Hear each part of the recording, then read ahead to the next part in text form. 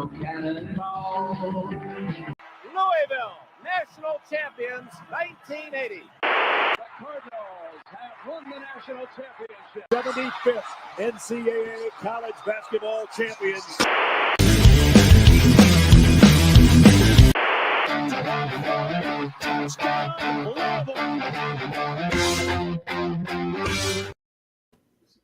All right, guys. Welcome to the 47th episode of the Third Banner Pod. We have a new intro. Hope everybody liked it. I wasn't ready. I was not ready for that. I was like, what's going on here? I was watching your all's reactions. The only person that knew, I did tell Ty the other day because he wasn't going to be on here. So I actually sent it to him on Tuesday. Dude, that's pretty awesome. Man. I heard that. I was like, what the hell is that? Good job. That's impressive. I've been working on that. Now, for those that listen on Spotify and on the listening apps, you're not going to be able to see the video, but that was pretty awesome, man.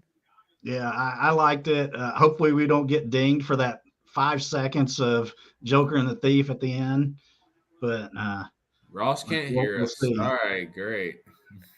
But guys, I have one comment to make about the game from Saturday, and then I'll let you guys take it. This is all I have to say right here. Fuck UK. Go on. Yeah. I mean, they won.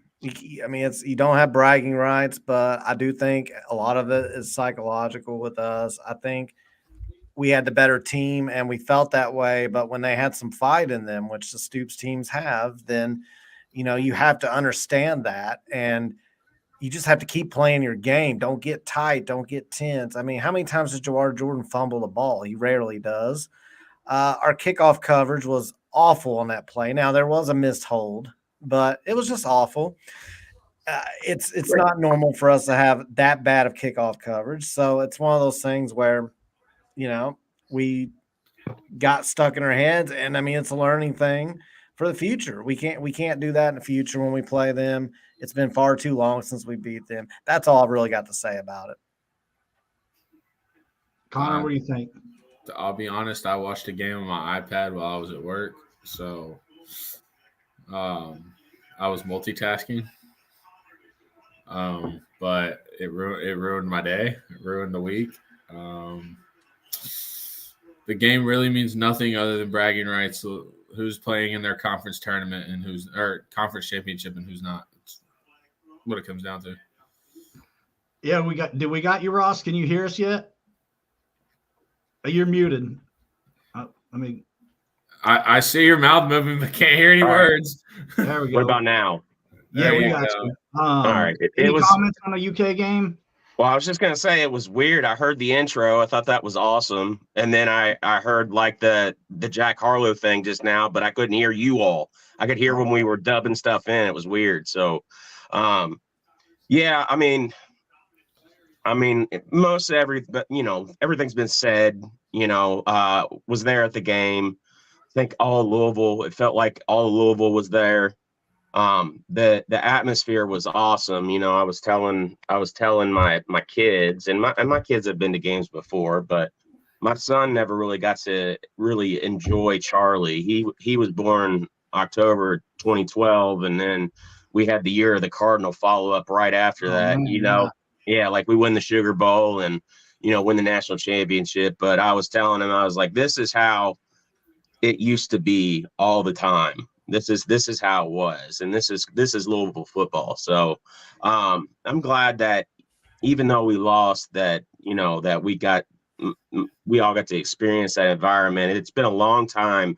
That was Notre Dame on like times 10. I mean, it was just wild in there. So it sucks the way that it happened. I still a Stoops team having 0 penalties for an entire game is just outrageous. I mean, look, that's not the reason we lost the game, but I remember them calling 1 penalty on a defensive holding in the secondary, and we made like a 25-yard play on that, so we declined it anyways. I mean, it was just completely stupid. So I'm kind of past it. I'm over it. I'm looking forward to playing Florida State Saturday. Yeah, let's transition right into that because I I got mean, one more thing to it's say. I got okay. one more thing to say in regards to the Governor's Cup. We got 366 days until we kick their ass in Common Field Stadium. So I'm Well, done. I'm I'm let's not done go. with it. doing that. I just want to see us do it before I say another word. That being said, that is a separate season in and of itself, and we are back to the season that we were having, and it's a very critical game. It does feel weird to come off of that game the way we did, and then have to go right back into like, okay, now we're in one of the biggest games in the history of our football program. And a part of me doesn't feel like it is because we had to focus so much time and energy on what in the world happened Saturday night. But now that we've moved on, I mean, we've got a conference championship. This is something that we have always strived to be in. And I don't think many of us thought it would happen in year one. I think we thought it could happen at the highest. If we reach our maximum potential, we could be in this game. And we did. So as far as the conference goes, conference games. So all things considered, even with that bad pit loss, here we are. We're in the championship game against Florida State. And you can't ask for a better team to play against. It's not like it's a down year for the team that, if we win the conference championship, nobody can say, well, you won it in a down year. No, we beat a team that's undefeated and has shown very little weaknesses. They did struggle a little bit last week against Florida, but all things considered, rivalry game. I mean, Florida State's stacked. And we know their quarterback, Rodemaker, from last year. We know what he can do from last year. I actually thought Whipped our ass last year. I thought they played better when he came into the game last Mhm. year. And I thought we were going to win that game. And he was a huge reason why we did not win that game. Him and Wilson, who are both still there. And then, they got Keon Coleman there as well, who is just a dangerous, dangerous receiver. And what I don't want to see is us kicking the ball off to him. I don't want to see it. I don't care where you kick the ball. You don't punt it to him. You don't kick it to him. And, because they're going to be a big enough problem on offense. We don't need to give him extra touches. yeah. Before we go any further, I just wanted to let you all know that I did find my tights, and so we could go ahead with this podcast. So I So found you were them. late looking for your tights. I was looking for my we're gonna get into tights, the tie. and so That's coming. we're here. So I mean, thank God. Is Jawar gonna have the right tights to play on Saturday? We hope so. We hope so. He can have mine. I'm not wearing any. All right. No, seriously, we're gonna get into all of that too. Like, just for recap, we're gonna get into Florida State. We do want to talk about some transfer portal rumors. It continuously changes. It's crazy, and a lot of that is because it's a business now. So business deals change at the last second with new offers. So we're gonna get into that. We're gonna get into Kenny Payne, his comments after the game, which were much more eventful than the game itself, if I'm being honest.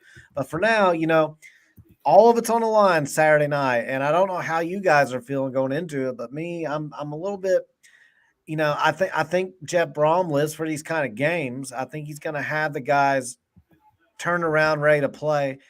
I do question if we have the horses to beat Florida State, though. I think they're stacked on defense. They got, like I said, you got Keon Coleman, Johnny Wilson to throw to. You've got Trey Benson, the running back, 6.1 yards per carry. I would say he's the best running back we played all season, and we played a couple of really good ones. And one of them we stopped completely at Notre Dame. UK running back, we did a good job until the fourth quarter with him. So, he kind of lit us up in the fourth quarter. This is the Ron English and the defensive game to me, because Florida State can rack up. They have the players that really rack up a lot on us if we continue to play the way we have the last 3 weeks on defense. So to me, if I'm Coach Brom or I'm putting myself in his shoes, I'm calling out my defense more than anything in this game. I feel like this is you guys need to show up, man, because really against UK, for example, if we had any defense at all, I feel like we win that game. And we just completely folded in the fourth quarter in particular. And, Virginia game, we squeaked out of that one. we got lucky. And in the Miami game, Jack Plummer has best game, and we won that game because of that, not because of the defense. So, we've shown some deficiencies on that side of the ball, and I think we really need to have them show up and show out on Saturday. Yeah, I mean, the defense has definitely not played good the past probably 3 games. I mean, Brom was pretty critical and very candid about that, after the game. But I mean, let's be honest. I mean, I don't know how many fumbles we've had this year. Not a lot. Right. I mean, we've taken care of the ball in that regard all year. To have 2 fumbles in one game, and literally, I mean, wasn't it back-to-back plays? I mean, it seemed like back-to-back plays. I mean, it was pretty close. I mean, just weird. Like, those fumbles don't happen. The Jawar drive, we were gonna get points for sure. Like, we were for sure putting up points there. And I mean, I felt like, we were moving the ball when Plummer fumbled too, on the sideline there. So I mean, they couldn't really stop. They couldn't really stop us either. So I mean, we stopped ourselves. That was the problem. I mean, yeah. I mean, it was an all around, like, we beat ourselves. And I will give Liam Cohen, Kentucky's OC, credit. In the fourth quarter, they did find ways to get Davis involved more and get him isolated on linebackers in the passing game. And, it just kind of hurt us, so they do deserve credit for that. I will give them credit for that. Hopefully Liam Cohen is the next head coach of the Los Angeles Chargers. That would be the best. Yeah, all that aside, I'm all about it. Florida State, man. I'm all focused on them, what we have to do. And like I said, I think on defense, we have to bring it. We have to show up and show out. We do have a backup quarterback, a guy that torched us last year. I hope Jarvis Brownlee is healthy. I hope he is. I know he played some in the UK game. Obviously, he had that interception, but he played sparingly. And let's face it, last year he had the worst game against Florida State. And I think a lot of that's because he was emotionally jacked up, talked a lot on Twitter before that game, wanted to show up and make a big impression. And I think he kind of got into his head a little bit too much, overthought some things, got burned a lot. Now, don't get me wrong, Johnny Wilson is a really good receiver and he's hard to stop anyway. But I think he made it harder on himself. And I hope he's healthy enough to go out there and get some redemption for that game. And because we need him. We need him. I said we need him against UK, and sure enough, he did play, and he made the biggest play of the game on defense. So there you go. Now, Ashton Gelati had a lot to do with that, but pressuring the quarterback. But, Jarvis caught the interception, returned it so he could go out and get a score. But we need him healthy, and I don't know how healthy. Obviously, if he's not healthy, he's not healthy. But I'm hoping he is, and we just need a bigger performance. We need the defense that showed up against Duke. We need a defense that showed up against Notre Dame and a couple of other teams on the schedule. And this is going to be our toughest task yet, but we're going to have to do it. Yeah, I mean, it's weird too, right? Because the flow of that game, I know we said we're not going to talk about UK, right? But what we need to happen is the same thing that we've had happen in wins all year. We start fast, we get a lead, and then, usually everything just kind of clicks together. And that happened Saturday. So it's just weird I said I was over it, but I guess I'm not. I'm still stuck on it. But looking ahead to Saturday, to get back on topic. Yeah, we gotta move on. I know, man. To get back on topic.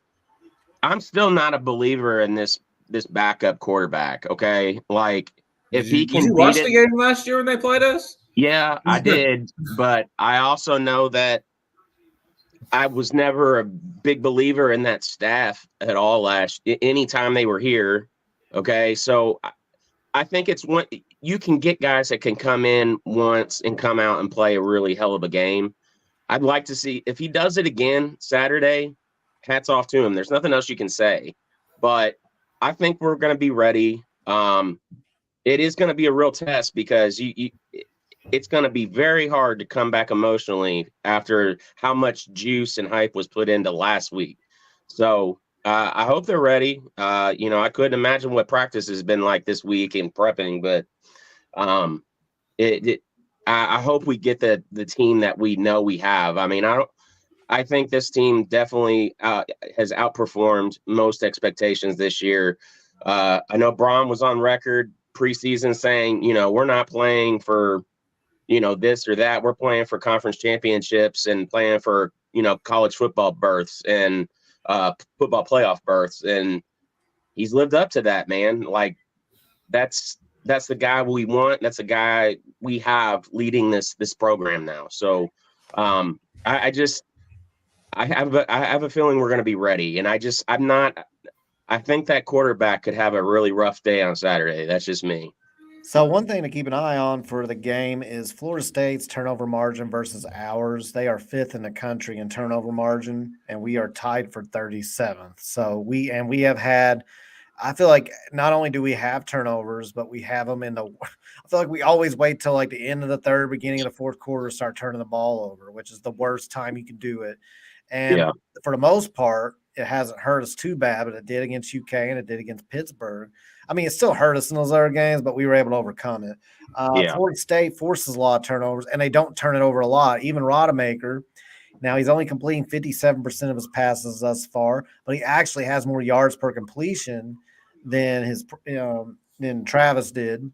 Jordan Travis, I had to think of, I don't know why I couldn't remember his name. He played here. Jordan Travis, when he was their quarterback, didn't even have as high as yards per completion as Rodemaker does. And he has 5 touchdowns. He has a bigger arm. Yeah, and he has 5 touchdowns, no interceptions. So he's not known to turn the ball over. Now, the field conditions probably not going to be good. It looks like it will rain. I'm finally looking at the weather because it's getting closer to the game day. Some people like to look at the weather like 10 years before the day of the game, and it's like, come on, man. Weather forecast beyond 72 hours. Don't even glance at it, man. But it does look like it's going to rain on Saturday. It looks like the field conditions are not going to be great, and we're going to have to protect the football, and we're going to have to find a way to turn them over, which has not been an easy thing for any team to do. I don't even really honestly think you need to turn them over. I mean, it would be good to win that. That would be helpful in winning the game for sure. But I think you just need to keep. I think you need to. I think you need to do what we were doing last week. We had really long sustaining drives last week. Like you do that against Florida State, you're probably going to win this game. That's just kind of how I see it. And I know that they're a much better team really than anybody we played this year, but and they're never out of it. So what you're talking about, Kyle, about the turnovers at third, fourth quarter, that's, to me, a lot of that is like emotional stamina. Like you've got to be mentally and emotionally capable for 4 quarters. Mm-hmm. I mean, everybody's going to get tired. Everybody gets tired in the game, but it's who's got the mental fortitude to stay with it and keep, stay the most with it. Like you got to protect the ball, and you cannot do those types of things and hope to win. You can't get tight. And the thing is, I could tell you exactly the moment that we got tight. And that's why I say it's psychological. I could literally see it after they return. And I'm only using the UK game to talk about what we cannot do against Florida State.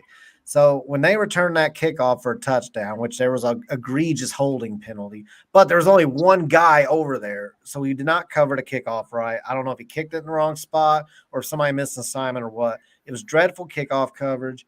And when they returned that kickoff and we're only down 3, we tightened up. And all of a sudden our guys were like, okay, they're still fighting. And instead of, staying the course, we started to tense up and we started to make mistakes we don't make. Florida State is a team, if we get ahead a couple of possessions, which they're not going to quit, which will be great. They're going to keep coming. They're going to keep coming, man. They got a playoff. They got a playoff berth on the line.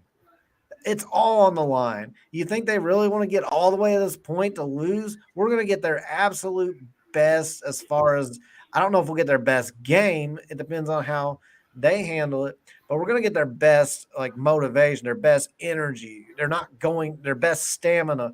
We're not going to be able to just take our foot off the gas. And I don't think we'll do that necessarily, but I do worry about our ability to get punched in the mouth and continue to get punched in the mouth and know, like, hey, they're going to be here the whole time. Don't tense up. Just keep doing what you're doing. I do feel better about our ability to do that against Florida State. I think the psychological aspect of last week was like, hey, we've got the way better team. Why are they still in this game? Yeah. But they also mentally prepare in a way where they think they should always win. So if we have that same mindset, we would have won last week, but we started to tense up. You can't do that against Florida State. I mean, because they're coming and they're not. There was wasn't there a game earlier in the year? I know I was watching it. I can't remember who it was against though. I mean, the game was kind of like right there, back and forth, and it was early in the season, and they clawed back. They clawed back and got back in. Was it Notre Dame? No, IU.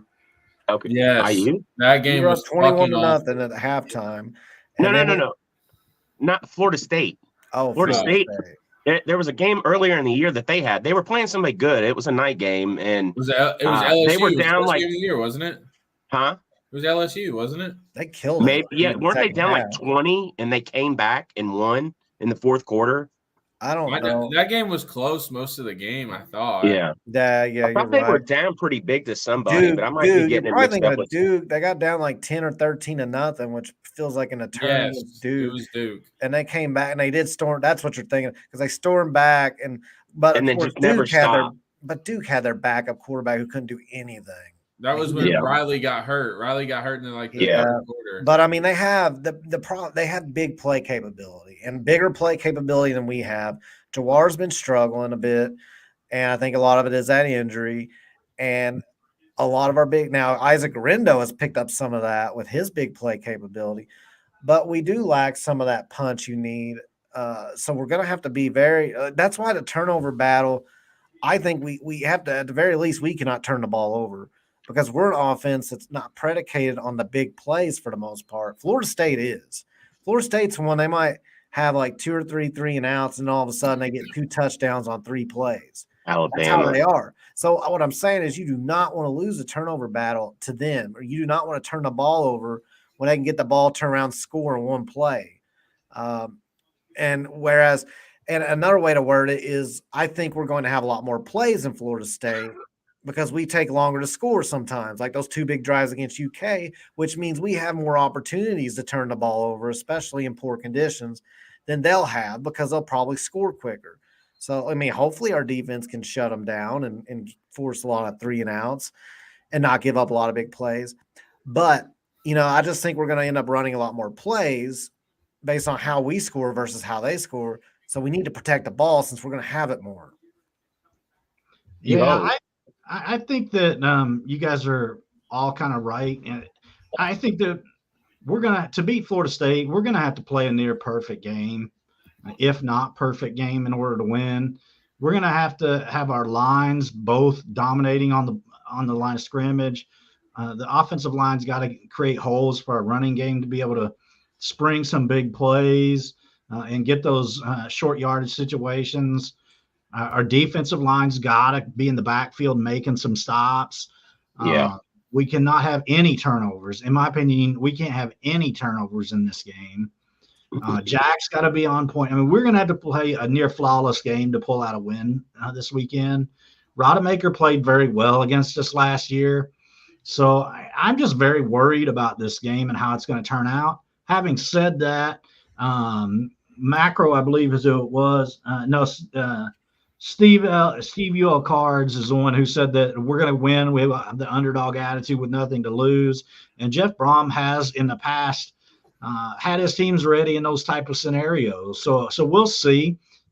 They should come out hyped and ready to go. So maybe they'll be able to kind of stun the world, and we'll see what happens. But I do think we're going to have to play a near flawless game in order to pull out a win this weekend. We need to play loose. And here's one thing I will say. I actually don't think the game plan overall versus UK was as bad as the players tensing up at the end.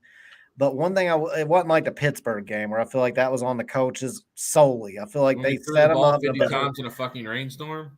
Yeah, that. But I feel like this game, I feel like our guys got a little bit tense. But one thing I would change going into this game that we did not do, that I think we all expected us to do, was we didn't open up the playbook for the most part. We played a very vanilla game plan against UK. We had some good plays, some good play calls, but we did not open it up like I thought we would. They actually had a couple of trick plays, and we did not.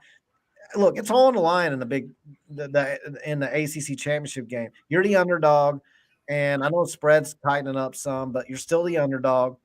Most everybody's going to think you're going to lose, and they're going to have a lot riding on this with the college football playoff picture being the way it is and having to win in order to make it. So play loose, open up the playbook some. And I mean, before the UK loss, I looked at this game as like I hate it because it's like I looked at it as kind of like, I'm just glad to be here. I'm here for the ride type of thing. But now I feel like, you have the potential to lose 3 games in a row. You lose the UK, you lose SU, then you go play Ohio State. If we get an Orange Bowl or somebody like that, you could lose that one. You don't want to end the season like that. We end the season like that in Lamar's Heisman year, and it was terrible. It was like it could have been. You don't want to do that. We already have one more win, so at least we got in a double-digit win column. But you don't want to – you need to lay it all on the line, and that means opening up the playbook. I mean, now the weather conditions may limit some of that, depending on how bad the conditions are. But if that's notwithstanding, open up the playbook because we didn't do it against UK at all compared to what I thought we would. I was very disappointed in that. And so I hope we have it on Saturday. We need a Joey Gatewood trick play for Saturday. I just want to see. I want to just see more creative play calling. Yeah. I want to see more scheming to free guys open. I know like that's one of the greatest things I love about Brahms' offense is when you watch it is that how he creates space for guys to get into that space, to make plays. So, the thing is to look we're not newbies to being underdogs to Florida State and pulling out wins. Okay. Like we've done it multiple times. So I don't, for whatever reason, I just feel like we always play Florida State really tight, and I don't think it's going to be a blowout either way. And if the weather is that big a factor like that, that's going to help mitigate or level the playing field, so to speak, and it will probably take away some of that big play ability that Florida State has. So. I actually like the way that we match up, against them on the field on both sides of the ball. I really do. So I think it'll be a really hard fought, close game. Like I think it's going to be close, and I think it's going to be probably the best game of the day. Honestly, I honestly believe that. I'm pretty nervous about it, to be honest. I mean, the rain adds another element, and man, we just played like dog crap in that rain in Pittsburgh. So that factor alone just has me very nervous. So do we want to go ahead, Connor? Go ahead. If we want to handle the ball, especially if it's raining, just hand the ball off to IG the entire game. We need a big play, hand it off to Jawar, and then get the screen game going. It's an extension of the run, either bubble screen, tunnel screen, halfback screen, whatever it is. Get Jack confident, and then if there is a chance to run a shot play, run it. Yeah. I'm right there with you. Like this is Miami. It rained before the game. This is the perfect game. The way it's all lining up, like where IG should be starting and should be getting all the touches for the most part, and Jawar, with his limitations he's had the second half of the season, it's clear that he doesn't have that burst that we saw in the first part of the season, and the field going to be the way that it is. So, I mean, he needs to be the change of pace guy. Like, you need to get IG going early. That is very important. Like, so he should, in my opinion, he should be starting. And I'm just a podcast quarterback, but I mean, this is what I would do. We got to get pressure on Rodemaker. I mean, that's going to be a significant factor as well. We can't just lay back on defense. We've really got to bring some pressure onto him and make him make quick decisions. Yeah, I mean, I have a feeling Ron English has probably had a tough week as far as criticism goes. And I don't know that. I'm just guessing because Yeah. I know the head coach wasn't very happy with the way things were going. And I'm sure it rolled downhill too with him and his staff, English's staff below him, and then the players, of course. So we'll see. Yeah. I'm more curious than anything about the defense, but we'll see what happens. Obviously, a lot's on the line with all that going on. We've got a lot in basketball, but one thing I always love to touch on is the transfer portal. It's my favorite. We've been in what is it really the second year that it's really been rolling strong. I know it's the third year, but I feel like this is like the second year where it happened to match up perfectly with NIL. Transfer portal opened and then NIL started, and it just happened to all run together. And guess what? It's free agency. And I mean, it's so entertaining, man. It is so entertaining, but it also stresses me out. I know we've been getting some information like crazy. We've been getting a lot of information, whether it's from the message boards, recruiting message boards, whether it's from people that we just know that are connected to situations saying, hey, this is what's going on, or, whether we're listening to somebody else's show and they happen to know. There's information coming in left and right. I will say about the transfer portal, we've heard a lot about how great it's going to be, and I do believe that it has the potential to be a really, really good class. But at least on offense, it is going to start with whoever we land as the transfer portal quarterback. We've always been told we're taking one quarterback. If they've changed that to two quarterbacks, then okay. But it's my understanding we're going to take a quarterback, and I feel like with the transfer portal, whoever we take a quarterback is going to be the domino that determines who we get next, because transfers don't want to come in and block for a guy they don't believe in as a quarterback. Receivers don't want to come in for a quarterback they don't think can get them the ball, because you get one transfer. They've really cracked down on those second transfers, as Connor knows. So you get one transfer, barring some sort of weird, unforeseen situation or becoming a grad transfer. So people want to make it count. If you got an elite receiver out there, that's the first question you're going to have. Who's my quarterback?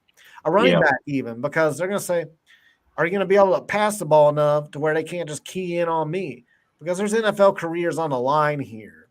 So I've heard so many different things about the quarterback position in this portal, and it changes every day. So I'm just going to go over what we've heard.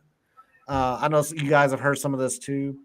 I've heard Mike Rutherford talk about some of this on his pod, so I feel more comfortable talking about it now because he's already mentioned some of this. But my understanding is if the staff could pick anybody that may enter the portal, which his name has not come out yet as definitely going to enter the portal, but I expect him to, it's Cam Ward. I feel like the staff would probably prioritize Cam Ward. The problem with Cam Ward, as you guys know who are probably listening, is he's going to determine a very high dollar figure in the NIL department. And he's already met with one school, and he's not even in the portal yet. And he met with them before the game that he played against them the night before. Yeah, so he's very highly coveted. I know it's going to be a huge challenge. I do know his camp at one time had reached out about being interested in the possibility of him coming here, but you got to think that he probably reached out to 15 schools. So maybe more. So, you don't really know. That's the thing about the portal. It's very unpredictable. You get all this information. Oh, this person's interested. That person's interested. I know the Kansas State quarterbacks agency reached out to some Louisville people about it if we would be interested in him coming here. His name escapes me right now. Sorry. Howard. Yeah, Will Howard. I know his people had reached out, but again, how serious is that? As of 2 weeks ago, I thought Michael Pratt was going to stick around, come back to college, and transfer and come to Louisville, and a lot of us thought that. Now he's decided, no, I'm going to go pro. So, or at least that's what we're hearing. Now, could that change again? Sure, that could change tonight. Tyler Van Dyke's out there from Miami. Our understanding is Tyler Van Dyke would come here if he's given the opportunity. There's mixed reactions on Tyler Van Dyke, which is not surprising because he has a strong arm. He's had really good games at Miami. He played really well under one offensive coordinator in 2021. and he struggled under the last two. And I think Josh Gaddis probably had a lot to do with that last year, but this year I'm not so sure. I think he just made bad decisions out there. Was 20, Shannon Dawson this year? Yeah. Yes. 2021 was Rhett Lashley. And he's killing it at SMU. SMU, yep. Yeah, he is killing it at SMU. I think my thing with Tyler Van Dyke is I can't sit here and pretend that I wasn't on this very pod saying that Miami would be a lot better of a football team when we played them if Tyler Van Dyke wasn't holding them back. It was my opinion that besides bad coaching decisions like against Georgia Tech, among other things, the other problem was that they left Tyler Van Dyke out there too long, and he continued to make bad decision after bad decision. I can't just turn around and pretend I didn't say that because he's interested in coming here. Obviously, you know, if it were up to me, Cam Ward, I mean, duh. I mean, he's dual threat. He does have some, you know, a fumble history, but I mean, he has the most potential by far. But he's also going to be the hardest to get. He's got the strongest arm out of all of them, too. But then, you know, all this is going on, and then what do we get tonight? We get a Texas Tech quarterback, Tyler Shalley. He's apparently been reaching out about being highly interested in coming here. And from what I understand, we're interested in him coming here. That will make me very nervous, and I'm very confused by it unless we've decided we're going to take 2 transfer portal quarterbacks. Now, you got to remember, we lose 3. We lose Jack, we lose Brock Doman, and we lose Evan Conley. So you're going to lose 3. And you've got Deuce coming in. So you've got 1 coming in, 3 going out. But we also have like 8 quarterbacks. So, you know, instead of 8, we'd have 6. As far as I can see, I think Tyler has 2 years. I think. Because he never played a full season. I think there's a season he only played 4. And then he has a COVID year. So I think he has 2. So he has 2 years. My problem with Tyler Shall, my main problem, is the guy has never been healthy. He wasn't healthy. Can't stay on the field. Yeah, he wasn't healthy at Texas Tech. And I'm really confused about that one. Like Tyler Van Dyke, I at least see the idea, the potential. And I also believe, by the way, if Tyler Van Dyke comes, I think Restrepo, we have a good chance at getting him on board as well. Not Brady Grom just tweeted the future's bright in the Ville, so I wonder if we just got somebody that's about to go in the portal. Yeah. Or we got somebody that's in the portal right now. Well, and there's a lot of Tyler Shall talk. I don't know if that's who it could be about or not, but it makes me so nervous because, I mean, let's take, okay, if you look at this game, he's a dual threat guy. He really is. He hasn't played long enough to really – he had a really good game against Oregon. I know people are going to point that out. But what I don't want to do – look, what is the biggest criticism we've had of Jack Plummer this year? Now, I actually think he's played better than some people do. Although at the very beginning of the year, I was very skeptical. He has improved some. But what is the biggest skepticism or the biggest criticism people have had is not that mobile, the offense is limited, that we have to tiptoe around Jack's, skill set and then, avoid his deficiencies. And what have we all wanted to see? We've wanted to see, although we've in some ways it's benefited us to have a better run game, we've wanted to be able to see Jeff Braun with a quarterback that can open up the playbook. I don't know if Tyler Shall gives us that. He does give us more running ability. He does have that dual threat capability, but he's not known as a guy who's got like an explosive arm that's just like crushing it out there. And some of that could be because he hasn't played enough. So I just don't want to see us get in a position where we're going to bring a guy on who may not even be able to play because he's always hurt and who hasn't really proved. I mean, nobody's going out of their way to get this guy. I'm just being honest. Like nobody big. Like you're not going to be fighting Oregon and against. That's funny because he was already there. and all those guys for this kid, and it's no disrespect to him. It's just and I know he played with Jordan in high school. That's what I was about to say. If he comes, I think he's a backup, and he keeps Jawar on the roster. I don't think he keeps him on the roster. I mean, Jawar's either going to stay or he's not. He was at Syracuse, and now he's at Louisville. Which, by the way, real quick, I've been hearing I know this is crazy. I haven't heard anybody else say this one. I have been hearing that Jawar Jordan is strongly considering coming back to Louisville, and I can't guarantee that. So somebody takes this pod and says, I'm just telling you what I've heard. I've heard he is strongly considering coming back. Well, and his tweet kind of suggests that. Yeah. Well, his tweet did, but I mean, even before that, I was shocked. That was the most shocking thing I've been told this entire time, and it was a few days ago, and you all were told that as well. And if he comes Jawar- back, and if Shao, however the hell you say his last name, comes and Jawar stays, Pause. and that is the reason Jawar stays. You really think Jawar is like, I'm only coming back if you get this guy from Texas Tech? That No, but I think it helps. It Well, probably he might have already known that guy was interested in coming too. Like, Yeah, and I would think that maybe that he's, I think Brom being here, I think has brought a lot of really good attention to Louisville. I think everybody's always known that Brom runs a fun offense, and it can be very beneficial for skill players, But like the one thing this year that he's shown is the propensity to play into the strengths of his team this year. Like he definitely a lot more run heavy this year than he has generally been with the other teams that he's been a head coach for. So I think that also opens up a lot of eyes as well. And then you talk about the good situation, the good position that the 502 circle sits in, and how our NIL lines up right now. Like I think there's just a lot of really good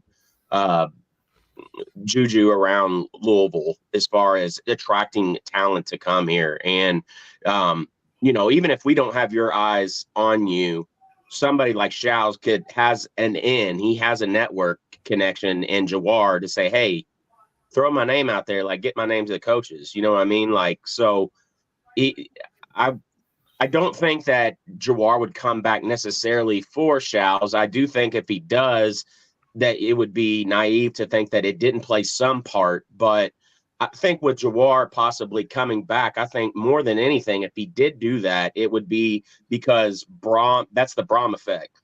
Like he really believes in this team, and he believes in this program, and he believes in this coaching staff. Yeah. Like, look what we did this year. We already know they already know probably more than we do about what's looking like coming in, going out. Like they'd be like, I don't think they're overlooking anything this year, but like it's impossible to not hear things, and they see where the program's heading. So they're saying, holy hell, we literally just went to the ACC Championship in the first year of Brom taking over Scott Satterfield team. What are they going to do with 2 years of portal season? What is the team in the program going to be like next year? So Chris, I see your comment about you have to trust Brom. He knows he's great with quarterback. My issue with Shao out of Texas Tech isn't that Brom couldn't coach him. It's he can't make people stay healthy.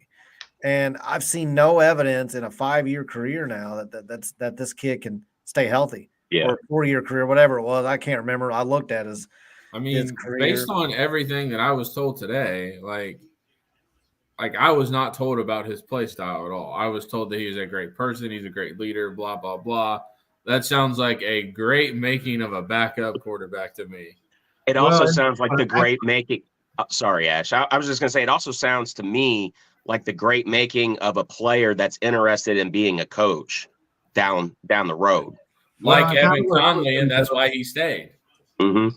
Where I was going to go to follow up on Connor's statement that he made a second ago is a quarterback like that could be brought in if the staff feels like one of these guys that's been on the team already, or an incoming quarterback could be, basically kind of what I'm equating this to is like the NFL team that brings in a veteran quarterback right after they draft the number one quarterback on the board, and they bring in a veteran to start for the first 3 or 4 games and then transition in the rookie quarterback.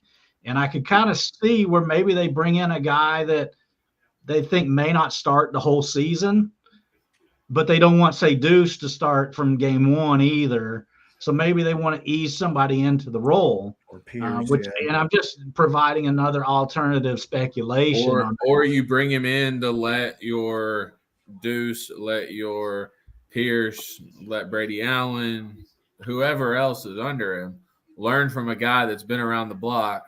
That's exactly what I'm saying. That's had the injuries, that knows how to come back from those Yeah, injuries. I guess my hesitance, and I keep saying hesitancy, but like there's been a lot of evidence to suggest that first and second year quarterbacks, for the most part, are not the way to go if you want a successful year, and that an experienced portal transfer or a guy who's worked his way up to the junior year in your system, that's a better way to go. And I mean, I can't remember. We won a lot of games with a first year Stephon LaFours, a first year Brian Brom, but a those first days, year. yeah, but with in the age of analytics, I mean, it's been a long time since we've really, I mean, Lamar's first year. I mean, we won a lot of games with those quarterbacks in their first year. Lamar's first year was a bit of a struggle, actually, for him until the last 2 games, and then he just crushed it. Well, I guess the question is, and LaFours was a junior when he took over, so there is that. That's my point. You know, most of them do get to their junior year. Brian Brom was an exception, but he was also physically gifted in a way that high school kids aren't. He already had all of the skill set you need to be a successful college quarterback from the moment that he walked in actually senior year at Trinity. Chris Redmond, another first-year quarterback that was pretty good. But I mean, yeah, I mean, if you go back in time, you can pick out like isolated, like, hey, this guy killed us. A lot of isolated incidents, though. I mean, not really. I mean, the analytics. I mean, guys I just named, though. I mean, yeah, in a matter of like 20-something years. I mean, the analytics, somebody on the radio said today that like 20 years, those guys probably started like 13 of them.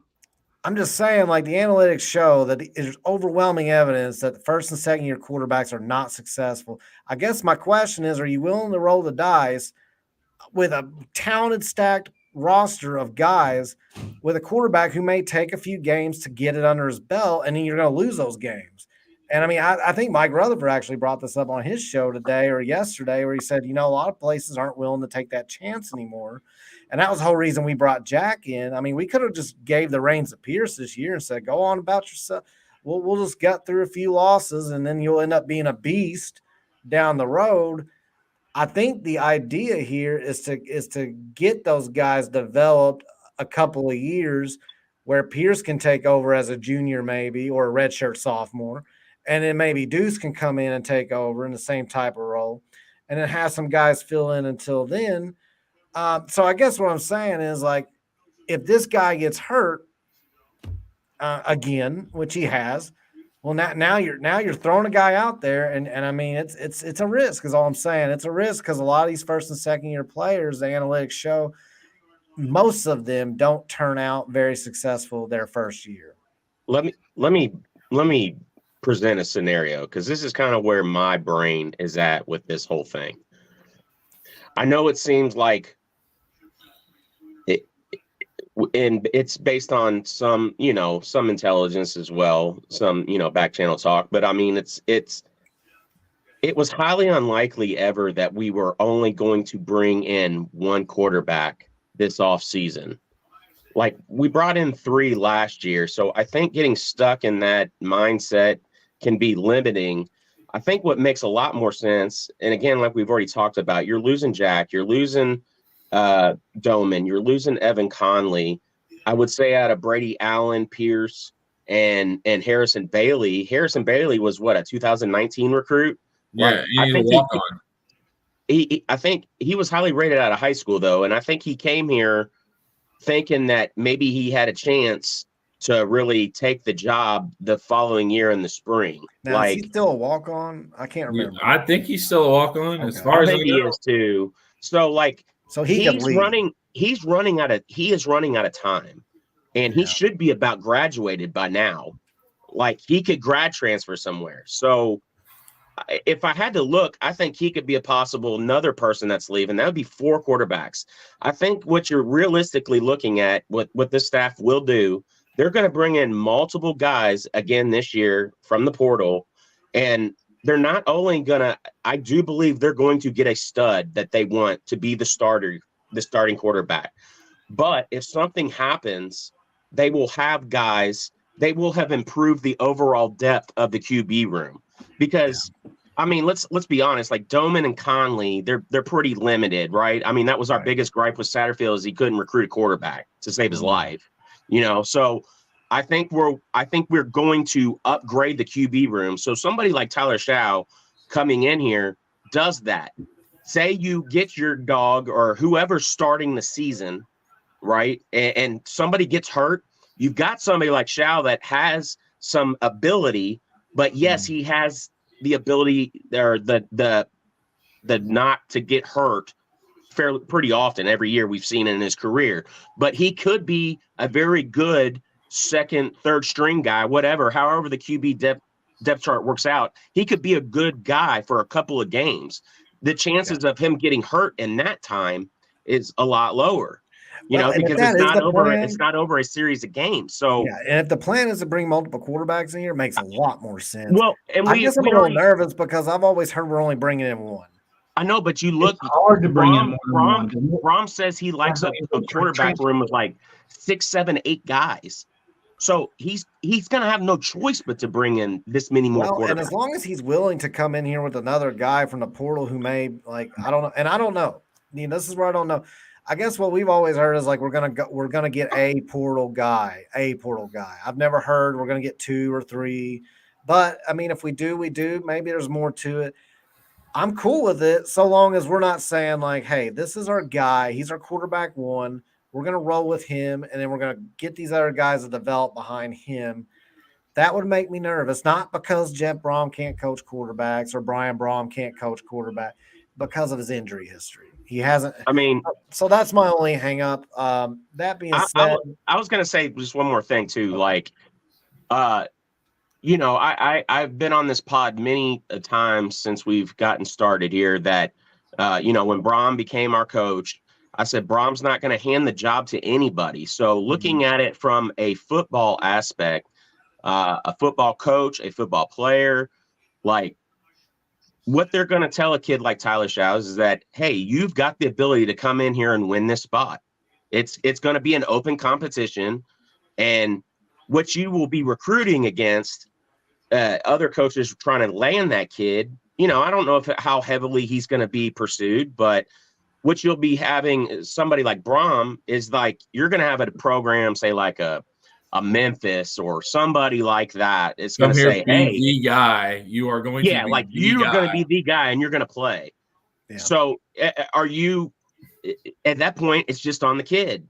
Does he want to come into an open competition? Does he want to come into a situation where it's going to probably more than likely be another big year full of lots of wins next year and be a part of that? Or do you want to go be the guy again? Because if you just wanted to be the guy again, why wouldn't you just stay at Texas Tech? And then I don't know how good their quarterback is or if he's staying, like the one that took over for him. Here's the other way to look at it. If you're going to come here and you're scared of competition, you come to the wrong place. Yeah, you don't want to be here. You don't want to be here. Exactly. Macro makes a comment. He said, we need to get Ruben, Bain, and Owens in the portal, like Ruben Owens, the other Ruben.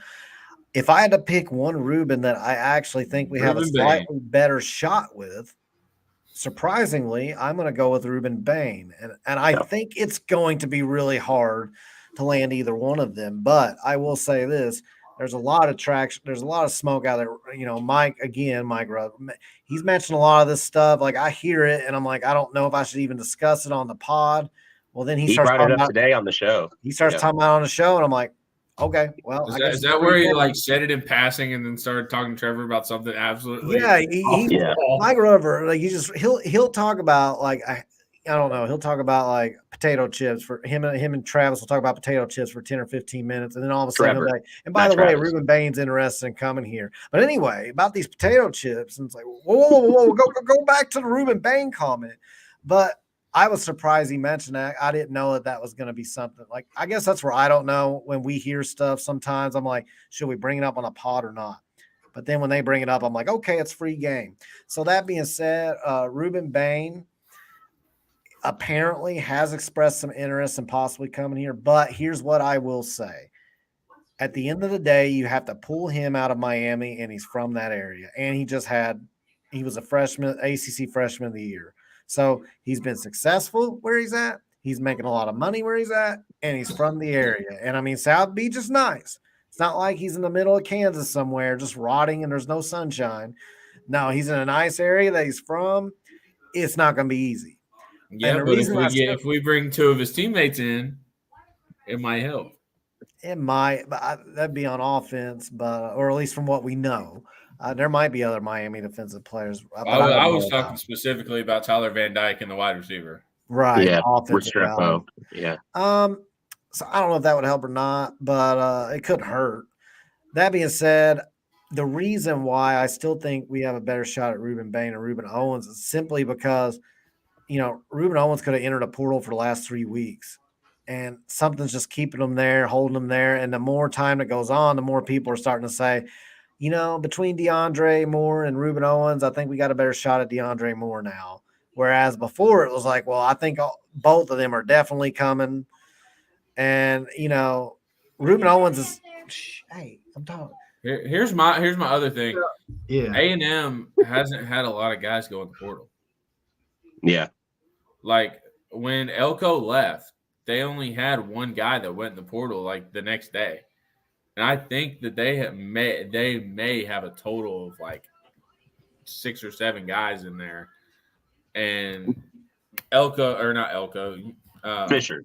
Jimbo Fisher. You all know what I meant. Yeah. But like they may be waiting till Monday.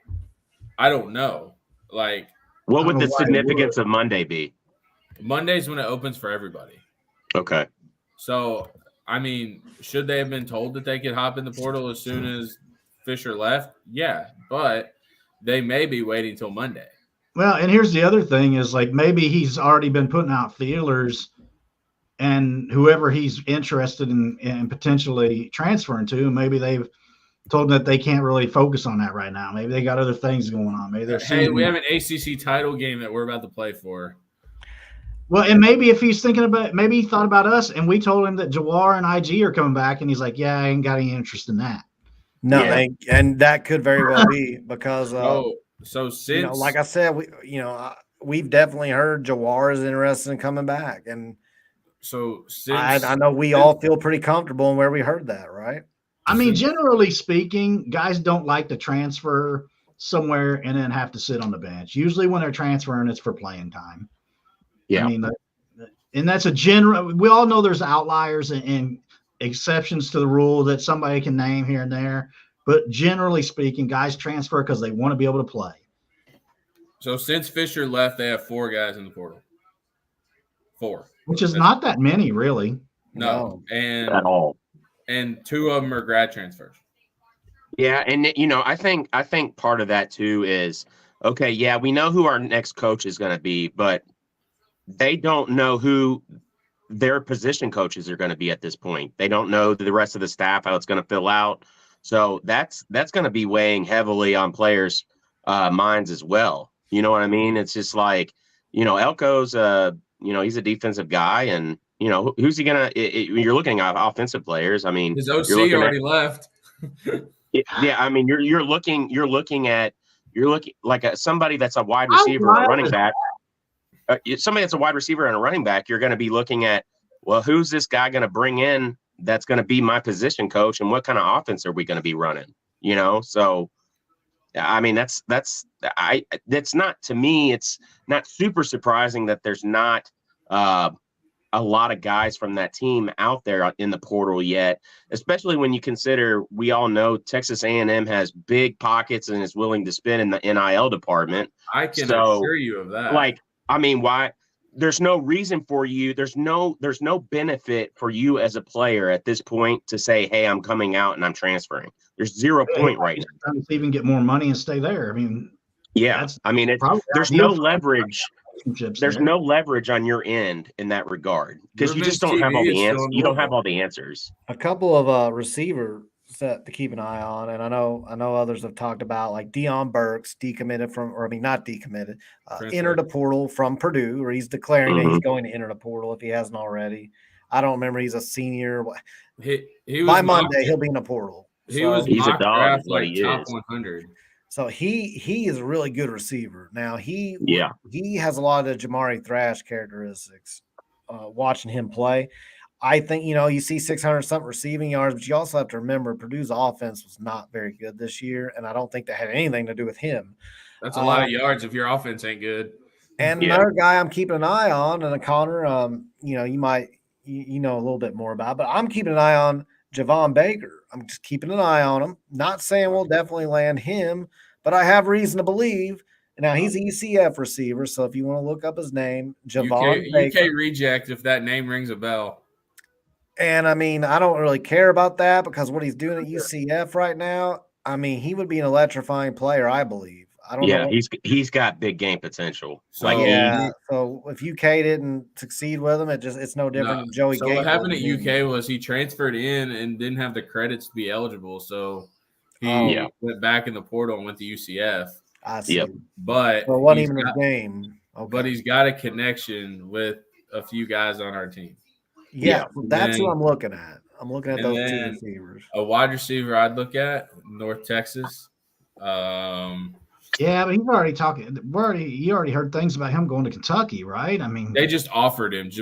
Jamori I think he was meeting with them or something. Jamori Macklin, he 1,000-yard receiver, 11 touchdowns. Now, if we get Cam Ward, this one will get real interesting. Josh Kelly, 61 receptions, 923 yards, and 8 touchdowns, with an average. Washington State with Cam Ward. So another guy, our buddy down at Ole Miss, Jordan Watkins. And the only reason I would love to have Jordan. He was at the Louisville versus Kentucky game, and I would love to have Jordan back. Of course, Pete might have screwed that up. No. Come on, Pete. Use the right account, baby. You got to remember your burner account, man. You got to switch that tab. Yeah, we're not going to talk about Pete. Maybe love that's Pete. a burner. It's all good, Pete, man. It all happens. Yeah. It's all good, but nonetheless, Jordan would be awesome to have. Jordan back. Watkins was apparently in a suite with Jack Harlow during the UK. Put him next to Chris Bell. Shit. Well, I'm gonna be on, and this is not based on information. There's only one football to go around. So if we get some of these receivers, if we get all of them, we're gonna lose some dudes. And that's fine. We just got to get a quarterback that doesn't stare down his number one option. The reason I'm bringing that up is because you're not going to lose Thompson, who's already transferred. You're not going to lose Callaway, who's already transferred. You're going to lose somebody like a Chris Bell, maybe not Chris Bell, and I hope not Chris Bell because I love Chris Bell and his potential. Yep. And I think he's been a little bit underutilized because for the first half of the year, I feel like Jack kind of honed in a little bit too much on Jamari Thrash at times. For good reason. Still did. He did the entire year. Well, I think he got like the Miami game in particular. He didn't even have Jamari to do that too much, and I feel like he spread around some in the UK game as well. But my point is like I think Chris Bell, if utilized correctly, he's a deep threat. He's a big body, has athleticism. A lot of these guys don't have. If he would just quit smacking people in the head on the opening kickoff, he'd be fine. So. But, I mean, you look at guys like Amari Huggins-Bruce, who I would hate to lose him as well, Chris Bell. I'm not claiming any of these guys. I am not claiming any knowledge that any of these guys are going to enter the portal. I'm just saying there's certain guys that can't, that are receivers. And I do know the coaching staff wants to elevate the receiving room. So if those guys can't leave without sitting out a year, they're probably not going to want to. Again, how many years have those guys, those two guys in particular, Jadon Thompson and Callaway, how many years they've been in college? Well, that I don't know, and that would change things if they could. Because, again, that grad transfer thing changes everything. If they're graduating, you can go anywhere. Jaden's the one from Cincy, right? Yes. Okay. Hold on. Yeah, and Callaway's from – where's he from? UT? Tennessee? Jaden should be able – if he graduates, he should be able to transfer. Yeah. Well, and then I just want to add one other note. Like, we all know just based on in the last week, like how many new names have popped up. Like the transfer portal is the most volatile thing. It is way more volatile than the traditional recruiting times used to be. Yeah. I know, like, we kind of equate it to the way recruiting used to be. It's like the new recruiting method, basically. But it's even more volatile. But we also need to remember that in a month, if we don't have the transfer guys locked in that, kind of we were hoping we would get, we need to pause our April comes soon, baby. We got to pause our emotions a little bit because there's there's always a whole nother wave right after spring ball because a lot of those guys, they say there's two quarterbacks that are fighting for that one spot. Well, whoever gets named the starter might just bail then. And so that might be a guy that we would want to go after at that time, or the receiver. And we're going to see some of that. We'll see some of that on our own team after this spring. That is for sure going to happen.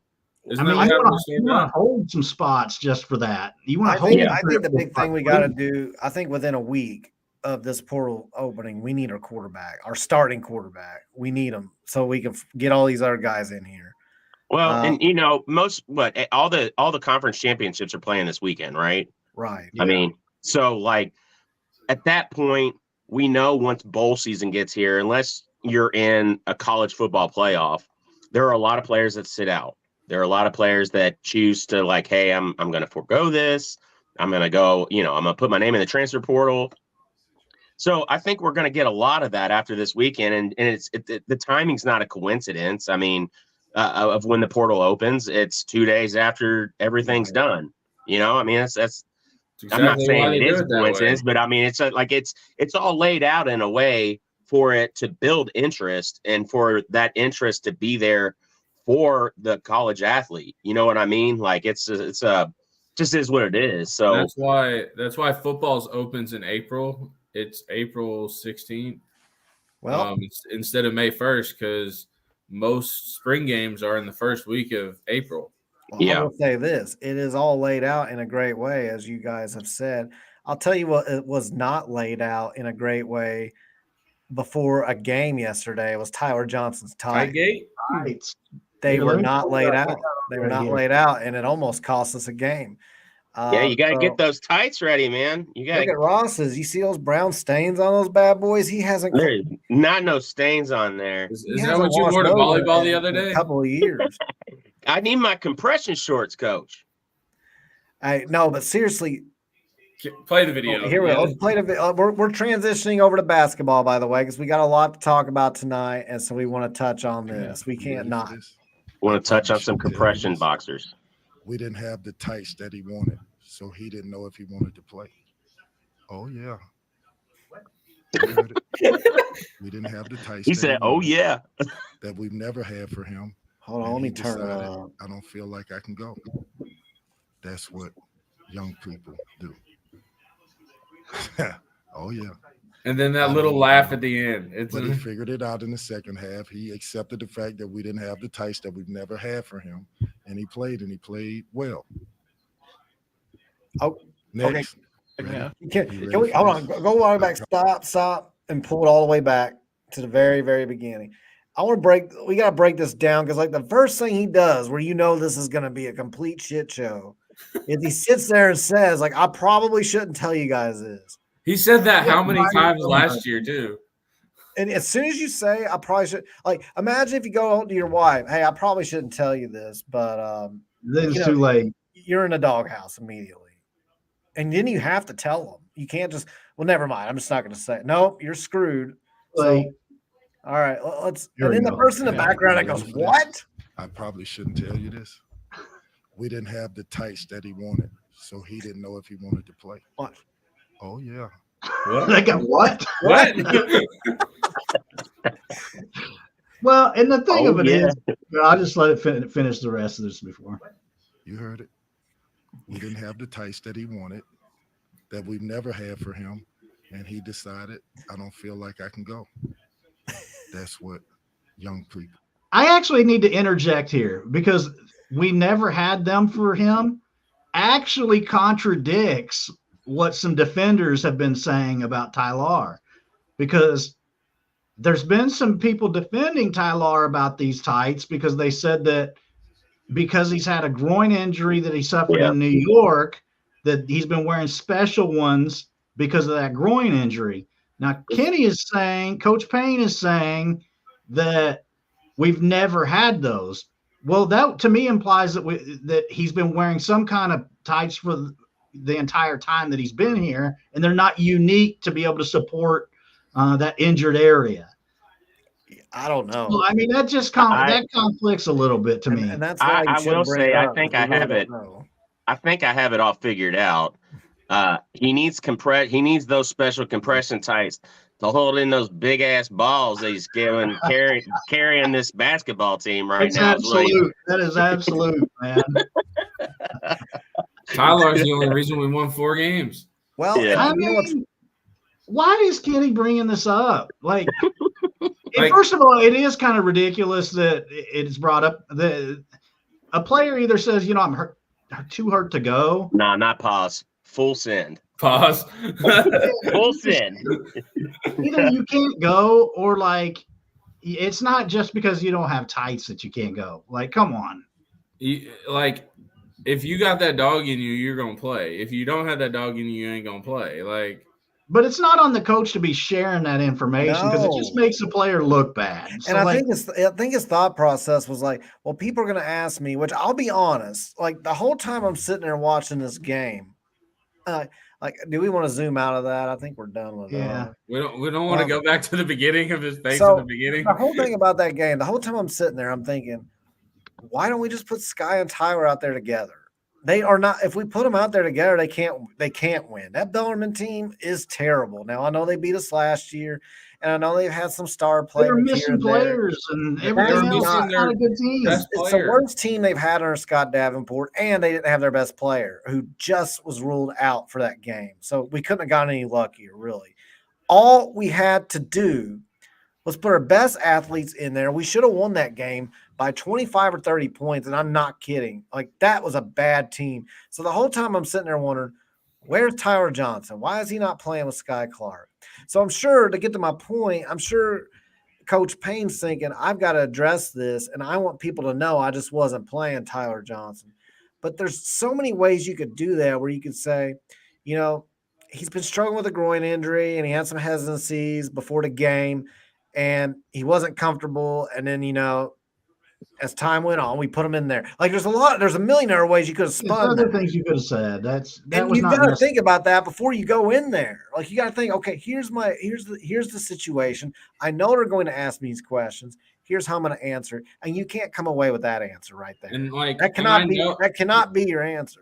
And I know that he gets media training. I know that for a fact. That is not something that you say to the media. Like, that is locker room information that does not go to the media. Yeah, I don't know. But the whole time, I don't get it. Like, I mean, I don't know. I guess I don't get lost in all the I think Kenny's just what you see is what you get, I mean, like, I think, to me, when I see Kenny talking about something like that, I think that, to me, it tells me that he has a good relationship with the player. You know what I mean? That, honestly, with that so I don't really look too much into it, to be completely honest. I know what y'all are saying, like, that there's nothing that the player can gain out of a comment like that being made, but I think it just kind of shows some likability, and I'm trying to think of how I'm trying to say this. Like, it makes the player more endearing to the fan because you get to see who they are a little bit more. You know what I mean? So here's the problem. I don't know about that. We just did it on our pod, but I've heard it all day. This kid's kind of become like a national laughing stock. I mean, it's been national that it's been shared. It's like, this kid doesn't want to play because of his tights. And maybe they do have the relationship where he just doesn't care. And it's like, I don't care about it. yeah. I just don't see a lot of good that came out of doing it Yeah. this way. No, I And mean, it I came don't off to doesn't help me- anybody. It came off to me as like, I'm kind of throwing, like, whether intentional or not, it's just like I'm throwing them under the bus for this. Mhm. And I'm going That's to the let way the it whole came world across to me know. too. I'm going to let the whole world know, like, what he That did. he tried to sit out because we didn't have tights for him. And I think those things are best dealt with behind closed doors, because all day today it's been like, and at the very least, even if he doesn't care, it's just one more national laughing stock where the whole country's laughing at our program about something. Jeff Goodman was on it within 20 minutes And last I mean, night. it just gets old knowing that, like, the only time we're nationally relevant is for some circus stuff like this. Yeah. And I'm sick of it, man. And I'm that's the bigger issue. The Tyler Johnson's ties thing, we wanted to address it because it's funny, But the big picture issue is I don't care that we're 4-3 right now against the schedule. It's been awful basketball. If it wasn't for the fact that it's Louisville, I would not watch this kind of basketball for a second when I can watch teams that are playing so much better basketball. Like the Maui Invitational is a really good example. Bunch of fundamentally sound, good basketball teams. But you even find low major college basketball teams that are fun to watch. Like I'll give you an example.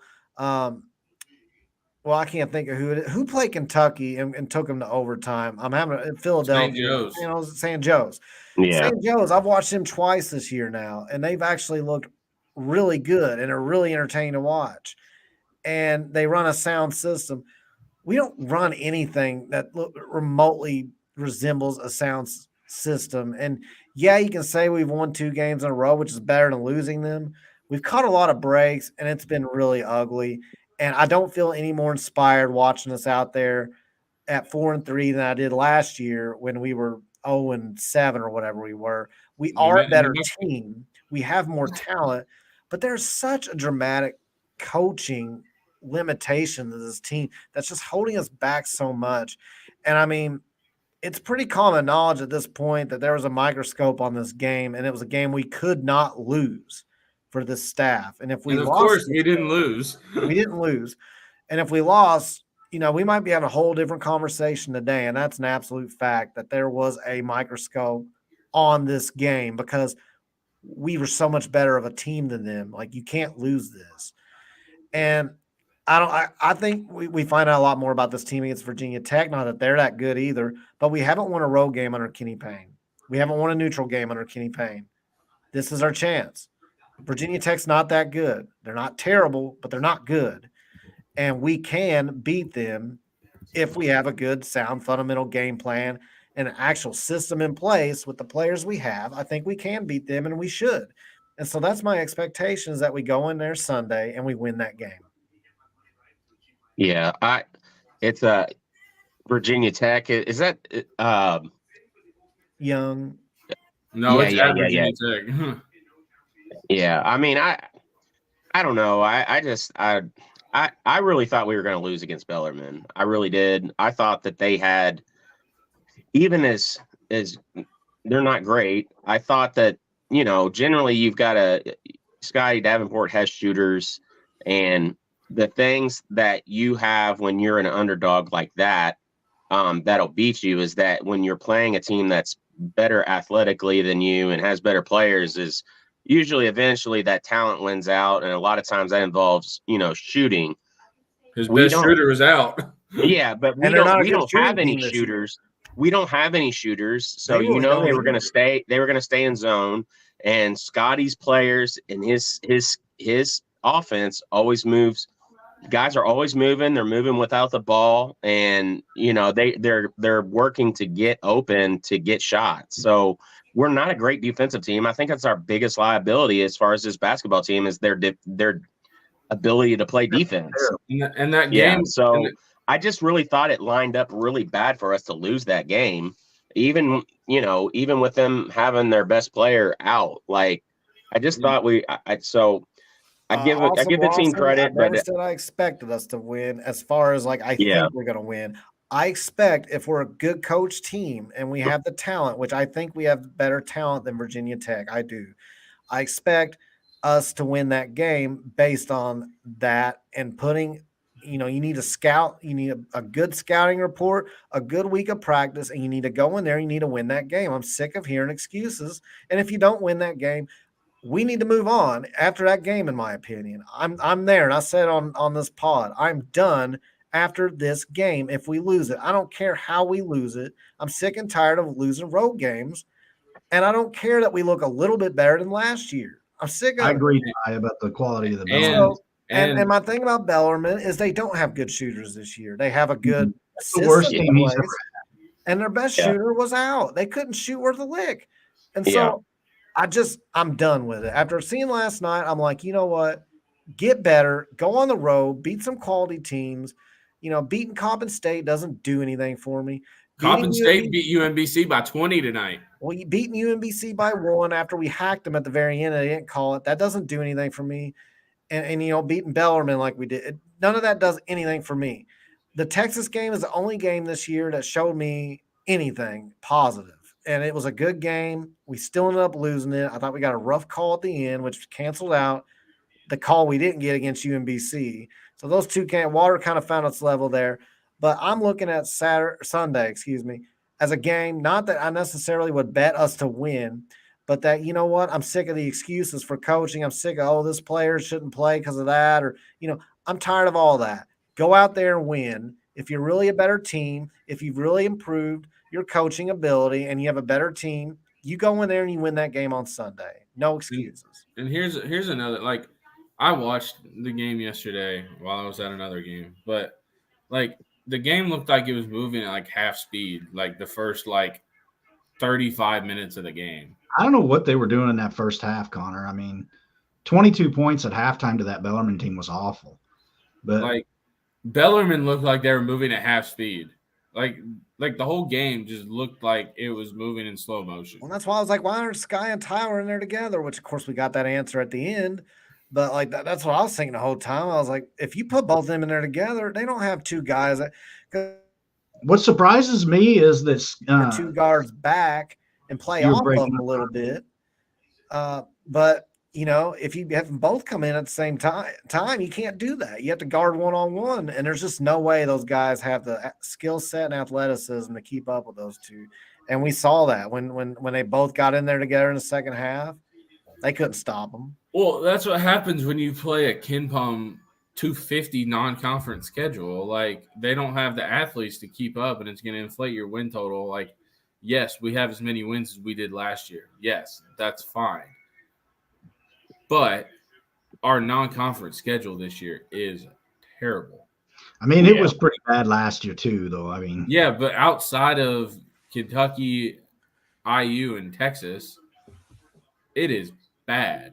We're a better team than last year, but I mean, that's not enough. I guess the long story short about Bellarmine, as I looked at, I'm the only reason why they only lost by 5 is because they coached their way into the game, whereas our talent wasn't enough to pull away because of coaching dragging it down. And that's my problem. That's it in a nutshell. The concerning thing for me in that game is that Sky and Tyler, we've been preaching all year about how those two need to play together. Well, last night they combined for 7 turnovers.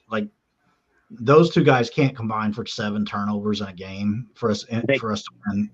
They often can't, but I would not against Bellarmine. The team just, they clearly give us our best chance to win. They do. I mean, there was a pass that I think Tyler drove, or maybe it was Trey White. He swung a pass. He got in the lane, he swung it to the corner, and then the corner, can't remember who was there, swung it to Sky out on the wing, and then he immediately dished it down to JJ down below for a reverse dunk. Was that at the very end of the game? Yeah, it was near within the last 3 minutes. Yeah. So I mean, the two of them together create more offense than anything else we have on the team. So I mean, you are who you are at this point. You're looking at coming up. You got Virginia Tech, you got DePaul, then you've got Arkansas State, and you've got it's at DePaul, and then you got Pepperdine, who's coached by the mighty Lorenzo Romars, and so anybody that knows anybody that knows Lorenzo Romar, think back to that. He was the coach of the UW team that U of L 05 team. The 05 team smacked around in that's one of my favorite tournament games because it was never in question. I went back and watched that just a couple weeks ago. It was Nate Robinson and Brandon Roy, and they had some goofy dude down low. Yeah, they were a good team, but we were the 1 seed in that too. They were the 1 seed. Yeah, we killed. We were number 4 in the country, and we got a 4 seed that year. Yeah, we got. Anytime we Yeah. get with So a 4 seed when we deserve a higher you seed, it know, works out for us. Lorenzo Romar's got about as many lives as Bobby Petrino, it seems. So, you know, And that's but true. I will say that I have been on record about this. I really don't think Kenny's going to make it to the UK game. And, you know, it was literally just a week ago, right? We were all sitting here and everybody was like, oh, well, this is going to buy him so much more time. He's going until at least January now, you know, and then here we are again, you know, we're right back to it's a game by game basis, which is exactly what I thought it's going to be. Like Hurd's going to keep watching this. He's going to read the climate, read the you know, the temperature in the room, so to speak. And if and when it's time to move, he'll move. And I really don't think that any of those next 4 games are out of the question for us to lose. I really don't. Like, I think we could lose all of We them. could lose them all, but we could win them all too. You could split. You could go 1-3. I mean, now we're just talking simple math, but if you lose more of those games than you win, say, you know, you get to Kentucky and it's 1-3. I'm sorry. Like, I don't see Kenny being on the bench to coach that game. And I know everybody's like, well, what do we do then? You have Coach Danny Manning, and I know he catches a lot of hell, but he's been an interim coach twice. He has experience doing this. Well, and he was a very hot commodity as a head coach coming out of Tulsa. So he was, and he wasn't ever thought highly of. He was He was the interim coach for Georgia Tech, right? In Maryland. Did he do that?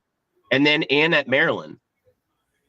Because he was the interim after old boy at Maryland got fired after we beat him in the Bahamas. Yeah. I mean, like, he's done this twice now. So he's got plenty of experience. And I've had some people come up to me and were like, well, nobody's going to come out and want to watch a Danny Manning coach team. And I'm like, nobody wants to watch what we're doing either right now. Well, I'm not so sure it would even be the staff that we have.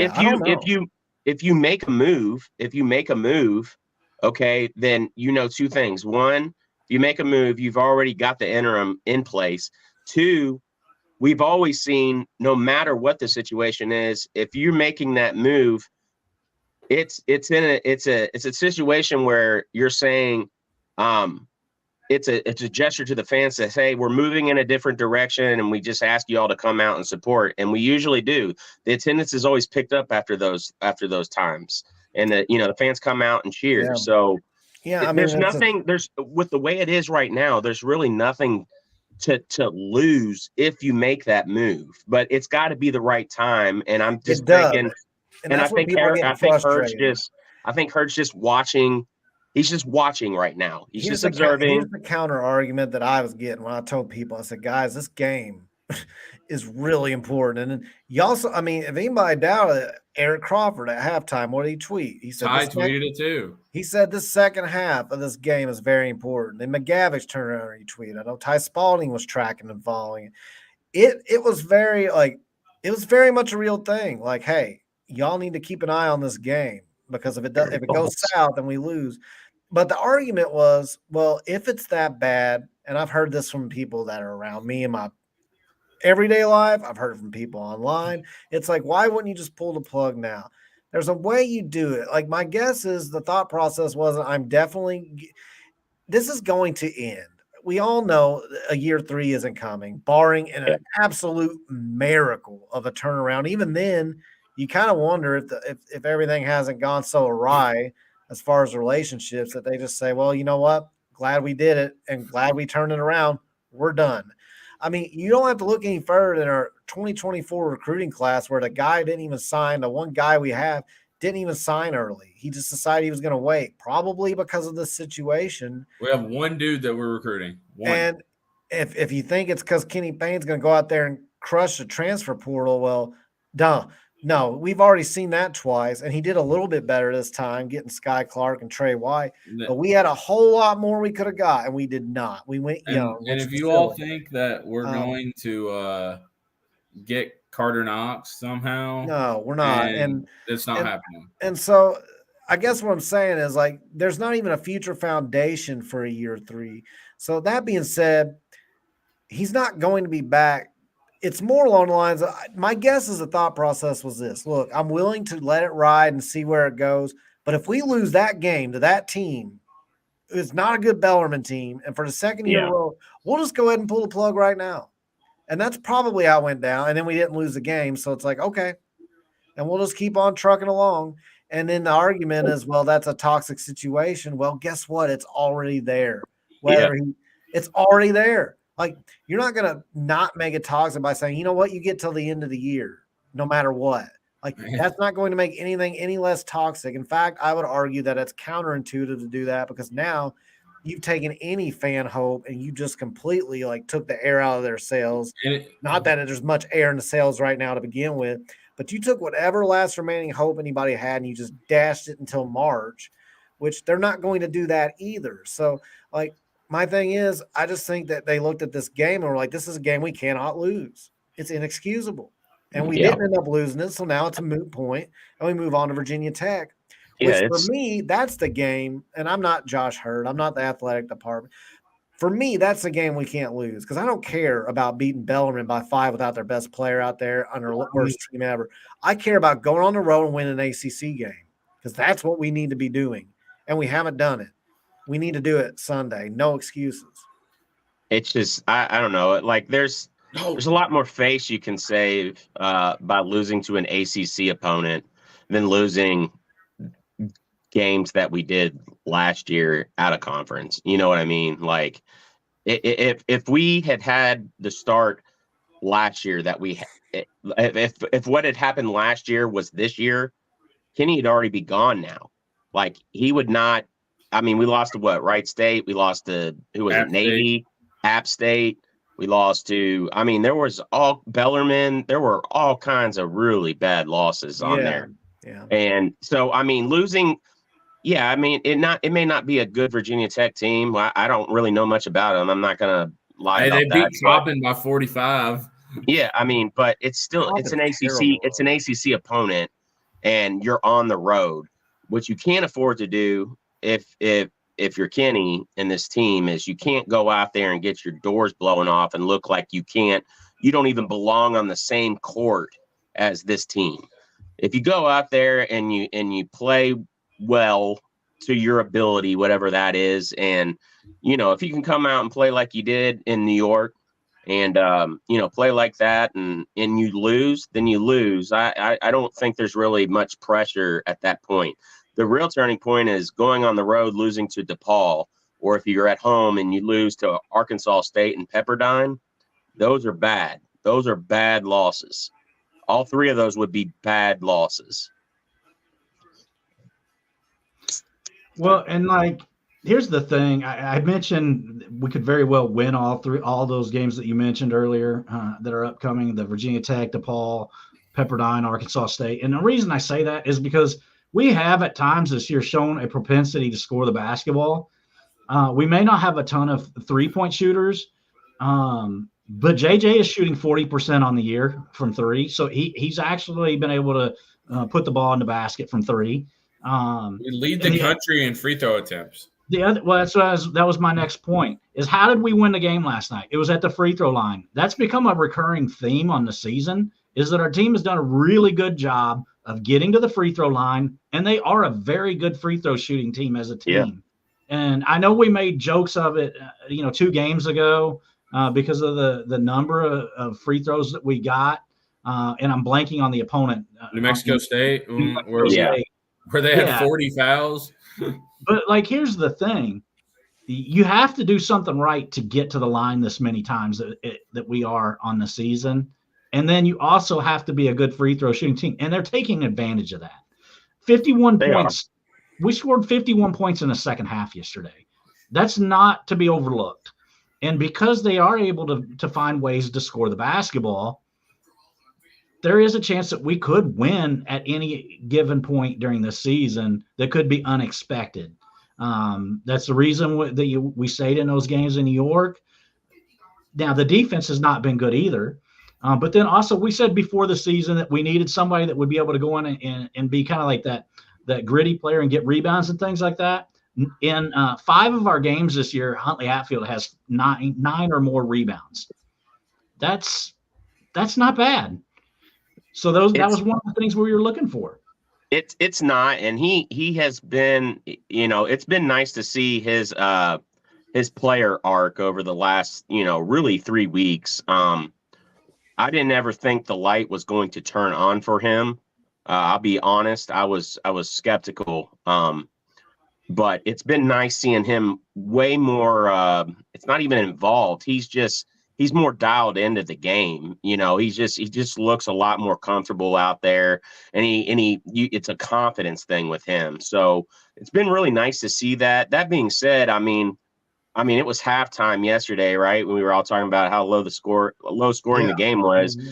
I mean, Bellarmine doesn't have a player that's over 6'6" on the floor, 6'7", and Hatfield has 1 rebound. That's it's it. just like, it's just, we find ways to struggle against teams. It seems it's like, okay, well, surely we're not going to have a problem rebounding against Bellarmine, or surely we're not going to have a hard time scoring against this team. And then surely we're not going to have a whole bunch of turnovers against Ben Simmons College. But it just seems like no matter what, we find okay, we're going to find a new way to struggle. But then all of a sudden we play our hearts out against Texas, which, oh, by the way, it's like you still end up losing because that's just a really good team. It's like if you would play that way against teams you're supposed to beat, you win by 25 or 30 points, and we'd all be like, holy shit, this is a good basketball team. We should be ranked. We've only lost 1 game, a close loss to Texas. And I'm going to lump IU in there as a really bad team even. I watch enough IU to know they're an atrocious team on offense. And their defense is decent, but their biggest strength was their front court, and they were all in foul trouble the whole game. Yeah. And we still found a way to lose because they switched the zone and we didn't know what we were doing. It's just we find new ways. And a lot of it comes down to coaching. It's like, you know what? Okay, if Brandon Huntley Hatfield's not going to rebound, put a core 4 in there and see what he can do. And if he can't do it, he hasn't even played the last 2 games. Then play small, for crying out loud. Their tallest guy is 6'7". We only have 1 4 at left. the 5. Get somebody in there that can rebound. Yeah. We shot 22 free throws in the second half last night. If we do that, we're going to win games. Those offensive fouls last night towards the end were getting ridiculous. Yeah, that was pretty absurd. Bellarmine should be upset today. There was 5 possessions in a row that got called for an offensive foul, and I was I watched Scott Davenport's press conference, and I can't verify this, but I get the feeling that because we haven't renewed the series, and I just get the feeling he's pretty annoyed with us right now. And I know the question about Tyler Johnson, he was just like, he didn't want any part of that, but it was almost in that's crazy. I'm just going to sit here and not talk about it type of way. But I just sense a sense of annoyance with him and the whole situation with that, not only our program, but then not playing them. I'll be interested when I talk to him in March to hear what he has to say. Yeah. Well, and we've got conference coming up on Sunday. And then we go back to play Arkansas. The tale, how we play over the next 3 weeks are basically going to determine what happens at this point, because we all heard everything yesterday evening about if we were to lose that game, but we didn't. So now the next 3 weeks are basically. What if we lose this game? What happens if we lose this game? The Virginia Tech game, nothing happens that game. No. That's not an embarrassing the other loss. 3. The other 3. I mean, I didn't hear anything. I didn't hear anything was going to happen after the Bellarmine game until an hour before tip-off. All of a sudden, it's hey, sit up straight, watch this game. It could go down. And then all of a sudden, I wasn't going to say anything about it, but then all of a sudden, you're seeing other people tweet from the media. You're starting to see some local media that were very loyal to Coach KP that are starting to pivot too. And that's a sign right there that, the end is near and you need to get on board with the university moving on. Don't be that guy in the media that's kicking and screaming, trying to fight change when it's going to happen. And so you're starting to even see some of those guys like Rick Bozich even a little bit. Eric Crawford's done a 180. I mean, last year he's you got to give him a second year. You got to let him get his guys in here. And I mean, you've seen the pivot he's doing, and that's not all by coincidence. These guys are hearing things. It is inevitable. Uncle Larry, I saw his comment earlier. We got to get back to national relevance. Somebody mentioned Chris Beard in here. I would love to see it. That's me. I don't know if I got a couple yes on this comment here. Like, when did U of L start scheduling to protect its head coach? Like, we have complained about how bad our non-conference schedule is going back to like 2004 or earlier even. I mean, we have played bad non-conference schedules for a really long time outside of a few games. Usually we have 2 or 3 games that are pretty good, but ACC the rest of Big them are Ten just Challenge. like the rest of them are just like get an opponent to come into the Yum Center so we can make money. The problem right now is we're not making money off of those games. And we're paying them to come in. We're paying them and the not problem making money. is agitated fans are hearing people justify, well, they won this game, but we're barely winning games with key injuries of the other team. Whereas like under Patino, we were burying these teams by 30 or 40 for the most part. He had a couple of egregious, like I remember one year, I think we lost like Drexel, but that happens under every coach if they've been there a long time.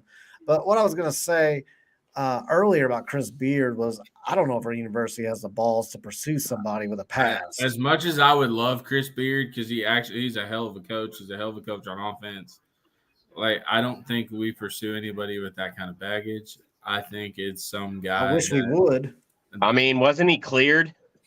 He was. No, his wife decided not to press charges. Or his girlfriend. Here's the thing I'm going to pose to you, though, Connor, and you and I have talked a lot because of our history, our professional histories.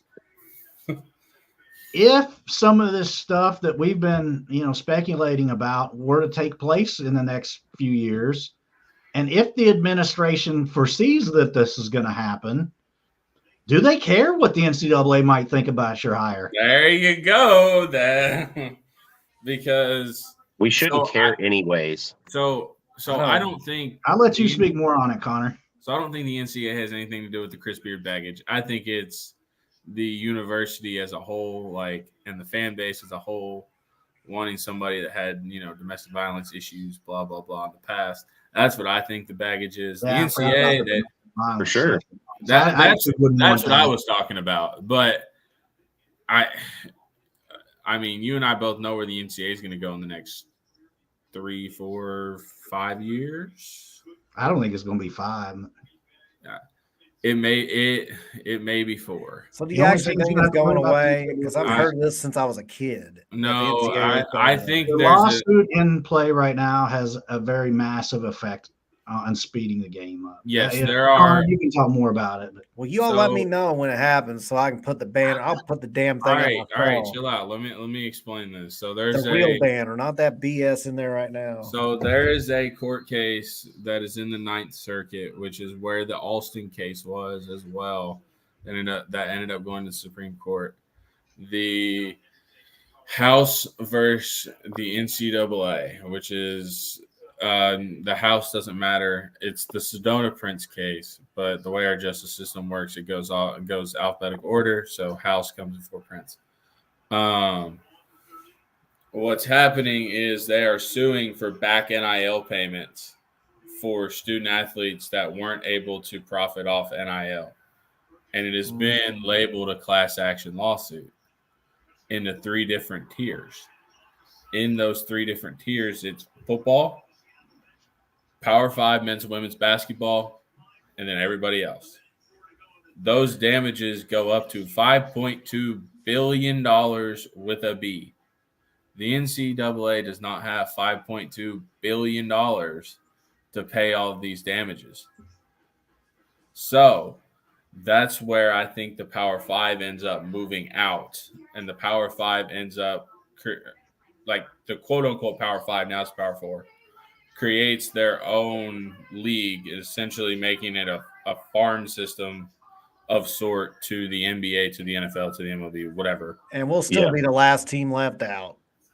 No, I'm just kidding.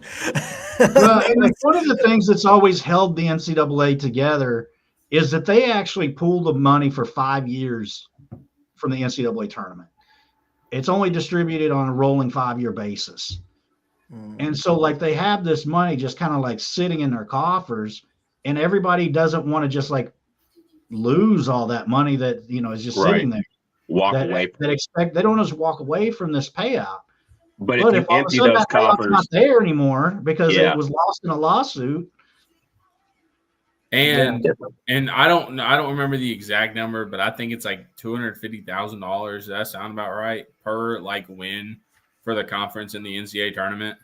Well, y'all let me know when this happens because we're going to have a podcast at People the will get very bored and if we start talking about what a win credit is. Yeah. I don't think we need to go into too much detail about win credits. We're going to have a live pod at the Center when we're hanging that banner back up. So y'all whenever that day happens, we're going to be there. We're going to be there. But anyway, if this lawsuit it's called the third banner pod.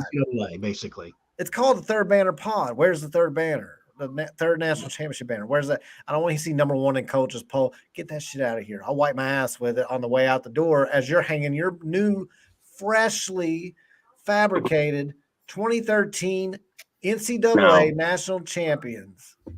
We need to just put up this as 5-time national championships. Sorry, Ross. 5-time national championships. Two things. One, you don't wipe your ass with it. You just burn that banner. The number one coaches, you burn that shit. You just set it on fire. But I'm gonna be so happy I'm gonna crap my pants if we get our banner back. That's the problem. I gotta wipe. You do not have a new one made. Well, they put it back last year. They have the old one back up. They have the original stored away in a very good place, and it will be going back up. It will be going back up to some people's dislike. They're not gonna like it. I don't care about them. Suck it. You know what was the most infuriating part was on the digital boards that they have there at the scores table, when they would still put up the graphics saying like the national championships and Final Fours, and it was the reduced numbers. To me, that was a huge middle finger to every fan in our fan base. Like, to me, like, I would rather them not put anything up than to put 2-time national champ. I mean, that infuriated me more than taking the banners down. Like, to put that on our digital boards just pissed me off. No, I'm never gonna go. All I know is that when our banner goes back up, because it is going back up, we will all see it. We already saw us earn it. All right. When it goes back up, I'm gonna be walking around with an old school boombox, and I'm gonna be playing Degeneration X music. And I'm just gonna be giving everybody just suck it. You know, I'm just gonna go everywhere. Do we have the video? Do we have that video? I'm gonna be doing it live on this episode or on. Dude, it's gonna be awesome. Like, you think people that are around me think I'm enthusiastic about certain things, that will. I will be completely unhinged at that point. Oh man, yeah. But anyway, guys, I know, like, you know, we've kind of gone on off the rails a little bit, but I do want to circle back because this Saturday is one of the biggest football games that we have ever had in the history of our program. Yeah, and I don't want to lose sight of that because we only talked about that very briefly. In fact, we spent more time on the transfer portal than we did on one of the biggest games that we've ever had in our program. And I feel like that may be a little bit disrespectful to the impact that this game could have for us. And I just want to say that winning this conference championship for me personally would be just a huge deal. I mean, it'd be something as an alum, a third generation alum at that. I would be immensely proud of our school if we were able to pull this off. Absolutely. And something that I would remember for the rest of my life. One of my best friends. Having Jeff back, having Jeff back to coach this team, I mean, it would just mean a lot to see that happen. And I'll pass it to you, Connor, next, and we'll just kind of mention a few words about what a win Saturday would mean to each of us individually. I mean, I haven't been around that long, but one of my best friends being on the team, winning the first ACC championship in the first year under Jeff Brom. After we talked, and I said, "Trust me, you're gonna want to stay." I don't know. I don't know how it would feel. I really want to go to Charlotte, but I just can't. I can't bring myself to drive 8 hours to Charlotte and be back at work on Monday. I don't know if I can do it by myself. Yeah, I don't know if I can do it. You can find your way onto that pass list. Hey. I'm sure that you could find your way onto that pass list. That I could do. What do you think, Kyle? Well, it would be, I mean, we've never won a conference championship that required you to play in a championship game, for one. So to even Yeah. be in the game, to be on the big stage, prime time. Now, if you would have asked me before the UK game how I felt, I would say I'm just here for the ride. Whatever happens in this game happens. It's just we're here. And I should still feel that way. But I did mention earlier, I do not want us to lose 3 games in a row, potentially. Because if we lose this game and then we turn around and lose in a bowl game. But what it does, I mean, I think there is a little bit more pressure to win this game now. I'm not going to be as laid back as I would have been. I think now it's like, let's go out there and we got to win this game. And I know it's not going to be easy. But when you look at what's at stake and the national impact it would have, the ripple effect to win the ACC over an undefeated Florida State, a top 4 or 5 team, the long-term effects, especially with a first-year coach. So it wouldn't even be like, well, he came in and he finally had a good year after he was here 12 years. It would be, oh my God, he came in the first year and took the conference by storm. Yep. And that, I mean, and I'm not buying that. I mean, we're not as good as the top couple of conferences, but the ACC is a good conference. It's not a great conference this year, but they're better than people give them credit for. I think that's a better conference this year than it's been the last probably 3 years, and that's even with Clemson being a bit down. You're in a conference with Clemson, Florida State, among other, North Carolina, Miami, Virginia Tech with their history. If you can come in here as a air quote basketball school, and I mean, obviously we're struggling in that right now, but that's what we're known as. And you come in here in Coach Braun's first year, and you win this conference. I mean, I think that's just the beginning of what's to come, and that's a hell of a landmark to start at. Yeah. So for me, I'm at the point. So, I'm not from here originally. I moved here when I was, younger in middle school. I didn't grow up a U of L fan, but I got an opportunity in a very freak way to get tickets for free to go to the U of L Florida State game in 2003 in the monsoon game. And to be a part of that, just somebody that just loves it. Dude, just to do what? You catch that in the intro? Yeah, I did. To be a part of that, just as a football fan in general, and then also I had slowly been turning a corner to become a U of L fan already because I was a big Rick Pitino fan. So football is always my number one love, and as far as sports, always will be. To be there in that moment and get baptized in that rain and that victory and that in that fashion against Florida State, was just like I'm a U of L fan for life because of that. So for me, I've gone back and I've watched old games when we weren't even playing in Cardinal Stadium. We were playing the old Cardinal Stadium. A stadium is falling apart. You listen to the stories of Schnellenberger talking about how our stadium smells like crap because there's cows and horses around, and just all the stories. I mean, we were giving out tickets at Thornton's and Kroger's for free for people to attend. And you look at this now. I mean, this is such a momentous game. To win this, it's not an understatement to say it's the most important game, most important win in all U of L history, because every time U of L has been on I don't want to say a plateau, but they've been on a threshold, on a foundation, and they get an opportunity to capitalize. We generally have, and then that propels us to like the next decade and the next decade and the next decade, and it gets you more talent. It keeps this type of win can mean program changing results in the recruiting, on the recruiting field, getting in the transfer portal. It could be a real game changer. So I hope I'm like I said, I'm not really all that nervous. We always play Florida State well. We seem to be one of those teams that they just tend to have trouble with, like, like we have with certain teams in football and Pittsburgh. basketball. Yeah.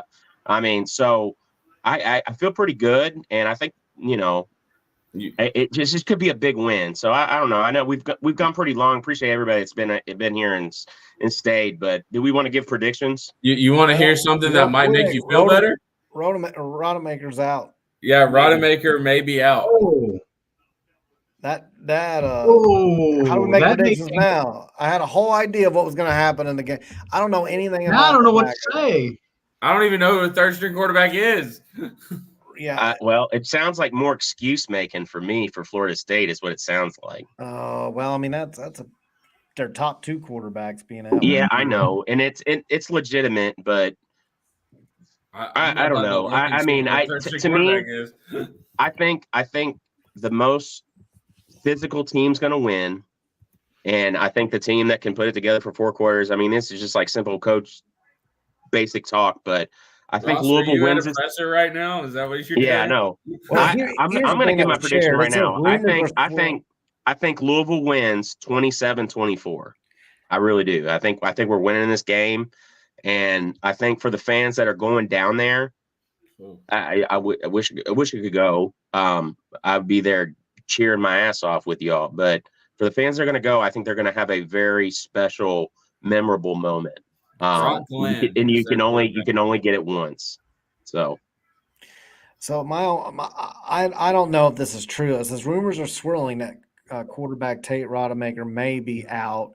Now that could be gamesmanship. I mean, flat out. Good. It could just be like, hey, let's make this as up in the air as possible. Now, I don't think that's that's going on, but it also wouldn't surprise me. And Austin Lawson clip says that he heard a rumor the Rodemaker may be having lingering concussion issues. So, well, it's probably the same report. He hasn't done 11 on 11 all week. He's been 7 on 7 quarterback, but that's it. He hasn't done 11 on 11 all week. Well, that's where I'm confused. If it is lingering concussion syndrome, you think they wouldn't even? He wouldn't even be practicing. Yeah, he can. But you could do 7 on 7s. You could do 7 on 7 like skeleton stuff. Because you don't like get you're touched. you're not gonna get get hit. So there's no 11 on 11. There's no pass rush. There's no worry there. So he could do that every practice. So what probably happened was they ran him through 7 on 7 to see if he had those headaches, see if he had those lingering concussion symptoms. Because I've had 2 concussions that I know that I've had, many more that I probably went undiagnosed with. Yeah.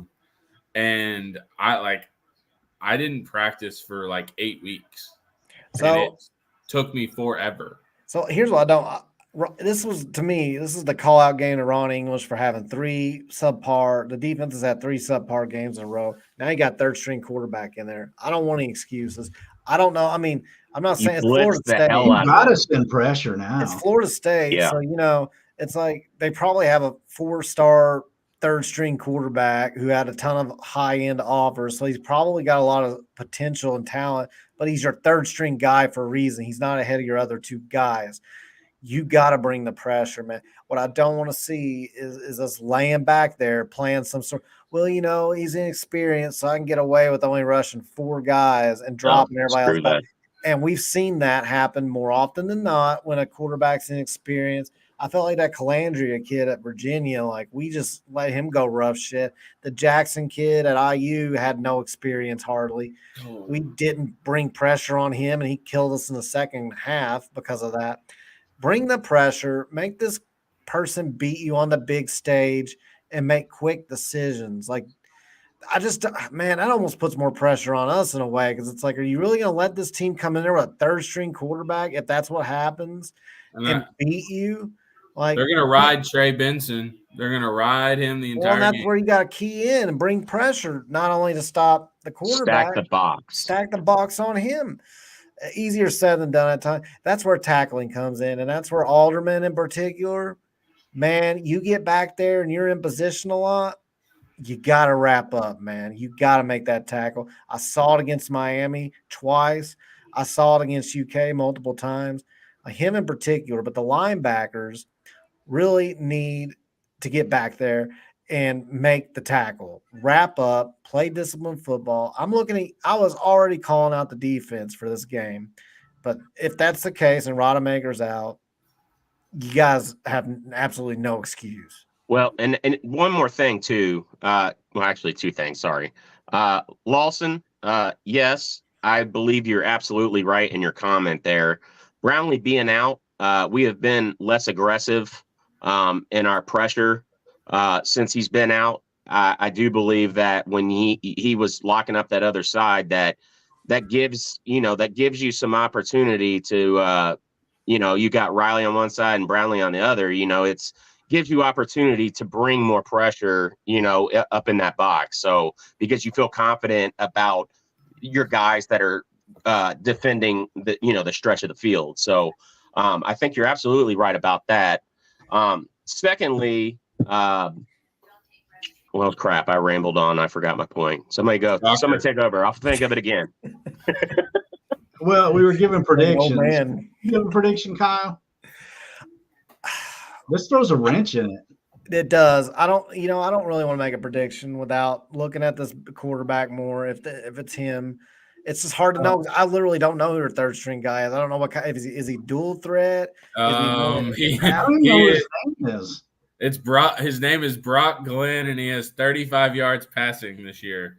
That doesn't tell me. I mean, that might just mean he hasn't played very much. I mean, Pierce Carson's probably got 35 yards passing. He has thrown 3 passes all year. Yeah, that's what I mean. So I don't know anything about him. I'll have to look up. I don't know. It's kind of like the Pittsburgh quarterback. I had to go look up high school highlights just to even know what kind of quarterback. I thought you went and broke the vase so you could find out information, but he killed us, by the way. I broke the vase. The comment vase. That shit was, dude, that's golden, dude. So he was the number 21 quarterback in the country last year. He might have talent then. Yeah. Number 21 quarterback or number 21 in the country? 21 quarterback in the country. I thought you were saying 21 overall player. No. 21 quarterback in the country. I know what I was going to say. I thought of it. Elite 11, 4,500 yards of total offense in high school. So what's your prediction, Connor? Yeah. There's no film. I can't. You got to give a prediction. Ross is the only one prediction. on the. It doesn't. You can't. How do you do that? I know it's hard. 17-13. It's not a life-changing. 17-13 in a rain game in Charlotte. Louisville wins. There you go. All I was gonna say that my other point was, we've seen this betting line moving all week. It's moved 3 points. Maybe that's because Vegas has already had a tip off on Rodemaker not playing. It's at 1.5 now. It went from 5.5 to 1.5 real quick. You see how it's reflecting? Like now it's hit the public, like it's moving. So I mean, maybe Vegas was already tipped off, So it is what it is, but I have a Vegas story that we're not going to talk about tonight. What do you think, Ash? Yeah. Well, here's my prediction. Oh, it didn't say anything. I just saw the. You couldn't read the graphic? I read it. Yeah. No, I thought it was going to be a sound clip. Yeah. No, there's no sound clip. It's just like I think we're going to win the game now with this guy in there because I think they are going to bring pressure. I'm going to say we're going to win 27-17. Okay, so I'm pretty close to you, Ross, but. Yeah, no, I'll just go back on it. I think we're going to win 27-24. And I think there will be points scored. I think both teams are going to be able to put up some points. I don't think it'll be just like a Big Ten game. I don't think it'll be like that, but what is Ty on here? What's Ty think? 5 star in my book. All right. Good prediction, Ty. Yeah, I hope he's not talking about the quarterback. God, 5-star quarterback is he? Set us up on that one. All right. Well, I don't know about you All right, guys, Joe. but I think we're over 2 hours right now, and It's time for me to go to bed. Shit. It is time for me to go to bed. By the way, guys, we haven't really said it. Of course, we always forget. We get wrapped up in conversation. But if you're still with us and you have not liked and subscribed, please like the video for the algorithm so other people can see it come up in their search that may not know about us yet, just so they can know. And then subscribe if you haven't yet and you like the content you hear. And then if we come on usually every Wednesday at 9, but you might want to hit those notification bells because tonight we came on because of the game last night. Last game. Yeah. So that does happen. Or maybe we have something come up where we have to cancel sometimes. So like, subscribe, hit the notification bell. And I appreciate you guys being here with us. And we continue to grow as a channel. And we would like to hear, now we got more people, we suggested, like, hey, what do you want to talk about? Or what type of ideas would you like on the pod? We haven't gotten a whole lot of feedback when I did that in the past, but we have like 150 subscribers. So we've got a bit more than that now. And just let us know, man. We'll put some comments down there. Constructive criticism, positive feedback, things you would like to see or hear about. Let us know. That's Yeah, I mean, go on Twitter, write us on our Twitter page at Third Banner Pod. We're on Facebook. You can find us on there. Drop comments in the pods that you're listening to, whether it's on YouTube or, just leave us some comments. Give us some feedback. We're always here. We want to provide good content, and we always appreciate all y'all tuning in. So. Yeah, simply just leave us a little note on the on this video on the comment field, not in the chat, and that we'll see it there. I always go back and look at all our comments that we get on each video, just to make sure we're not missing anything. If somebody did leave us something that we need to catch, so, and I know Kyle goes back and reads those as well. So, Steve, we do bring subscribers on sometimes as guests.